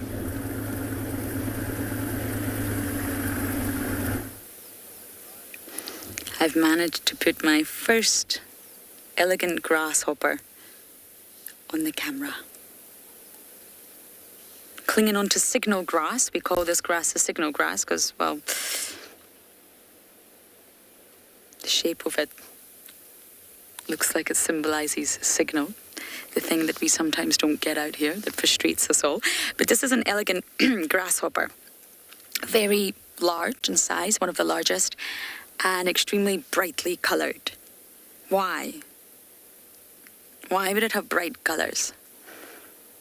Why would energy have gone into producing these beautiful colorations? It's a warning. It's called aposematic coloration, and it's very prevalent through the animal kingdom. And it's a visual warning to visual species. Hey, guys, I know I'm delicious, but don't eat me. I'm poisonous. I contain toxins. It's not going to be fun eating me.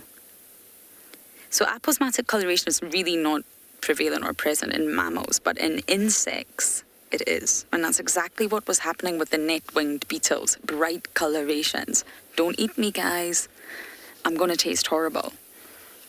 It's not going to be fun for you. It's a warning. But it's only going to work when your predators are also highly visual. There's no point in sending a warning in a visual capacity if your predators are highly olfactory. So because a lot of insects have great visual capacities, then they can understand the signal. There's no point in sending out a signal to your predators to protect yourself if your predator will not understand it. And that's why it's so prevalent in insects. Other insects will understand, birds will understand, because they also have color vision. There's no point in sending a signal in color if the person receiving the signal can only see in black and white. So that's what they're trying to do by being brightly colored like this. And why does it contain toxins? Where does the toxins come from? And the toxins come from basically a lot of poisons that they actually eat. Through different plants that they eat that contain these toxins, they bioaccumulate in the grasshopper's body. That's what we call it. So it'll start off in very low concentrations, but it can build up, it can accumulate inside the organism. And that's exactly what makes them poisonous. Bioaccumulation of toxins that have came from what they eat. And they're said to taste absolutely awful, at least to a human perspective. They secrete a special yellow liquid that helps them to taste horrible. So that's also what the warning is there for. Don't eat me. Don't even bother. It's not going to be fun. And because the coloration, the aposematic coloration, has been so successful, it's been a winner. It really does deter predators, birds and other insects, that over time they've not really had a huge need to fly. They hop, they use their big, long, overdeveloped hind limbs to spring away, but they don't really need to fly because the coloration does the trick. And therefore, at least the males anyway, they have very underdeveloped wings. Really, really underdeveloped. Again, why waste energy in growing strong, complicated wings when you don't need them because you've got aposematic coloration that's really deterring the predators anyway. So when they jump, they spring into the air, they often sort of land back down on the ground rather quickly. They're not flying, so to speak. But the females do have much more developed wings than the males. They're still not great, they're still not strong flyers, but their wings are far more developed, and that's because they need to find the males to reproduce.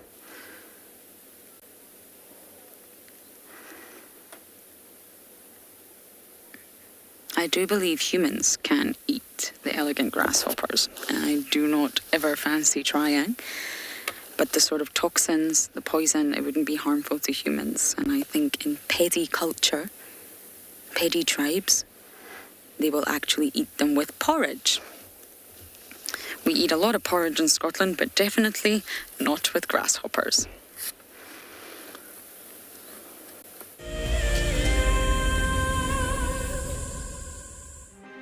For the month of January 2021, we are offering a chance to win a unique Wild Earth expedition to the magnificent Tswalu Kalahari. From the ancient Kortides Koranenberg Mountains to the southern Kalahari's red sand dunes, Tswalu offers what travelers crave most: space and time. The winner will explore this landscape in a vehicle, on foot, or on horseback, with a chance to go behind the scenes with Wild Earth and of course meet the meerkats. The prize includes a 3-night stay for you and a friend at the luxury Motse Lodge, including flights from either Johannesburg or Cape Town. Open to all Wild Earth explorers who have signed up before the end of January 2021. Terms and conditions apply. My name is Ross and I'm a field guide at and Beyond Phinda Private Game Reserve. I love getting questions from guests on Wild Earth because I love sharing and learning information about nature with new people, and it also makes me feel like you're all joining me in real life. If you want to ask a question on Wild Earth, then you need to register on our website. Once registered, go to our live safari page and submit your question below our live feed. Oh, it's going to be in trouble now. Oh, this is unbelievable stuff. Here comes a hippo in too. Go, Impala. There's a hippo coming in. I can't believe what we're seeing here. This is what we'd normally see in East Africa. It's all over. Hippo leaping at the crocodile now. Everything's gone underwater. Expect the unexpected here on Wild Earth daily.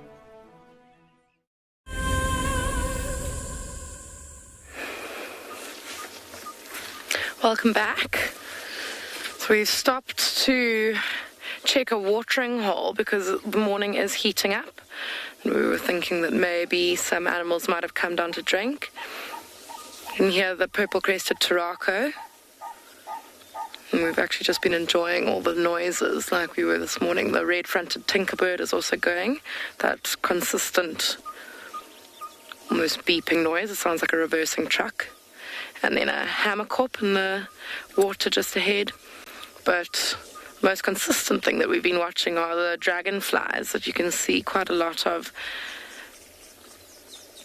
flying above the water.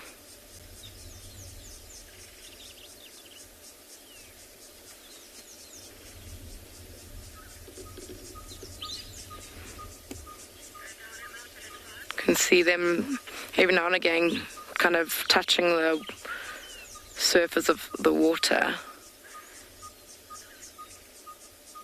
And that'll be either to lay eggs, but dragonflies are also very successful predators, and they'll be hunting around for little invertebrates.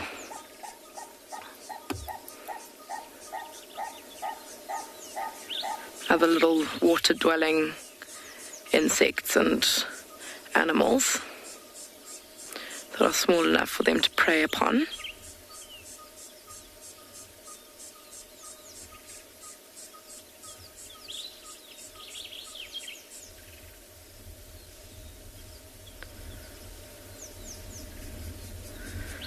Like we were sitting at the watering hole yesterday with those birds, watering holes always give you quite a bit. You always start to notice more and more the longer you sit.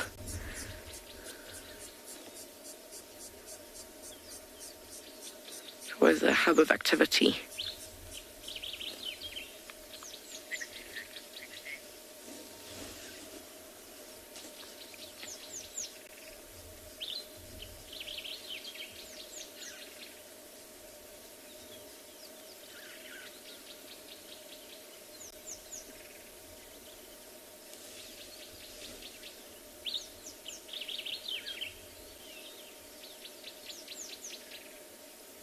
Got an Impala's calling now as well.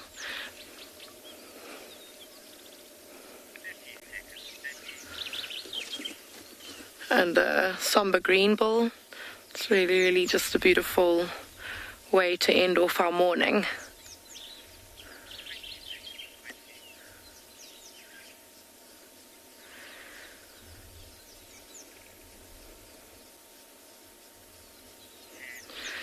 Well, thanks for joining us, everybody, this morning, and hopefully we will see you again this afternoon at 4 o'clock Central Africa time.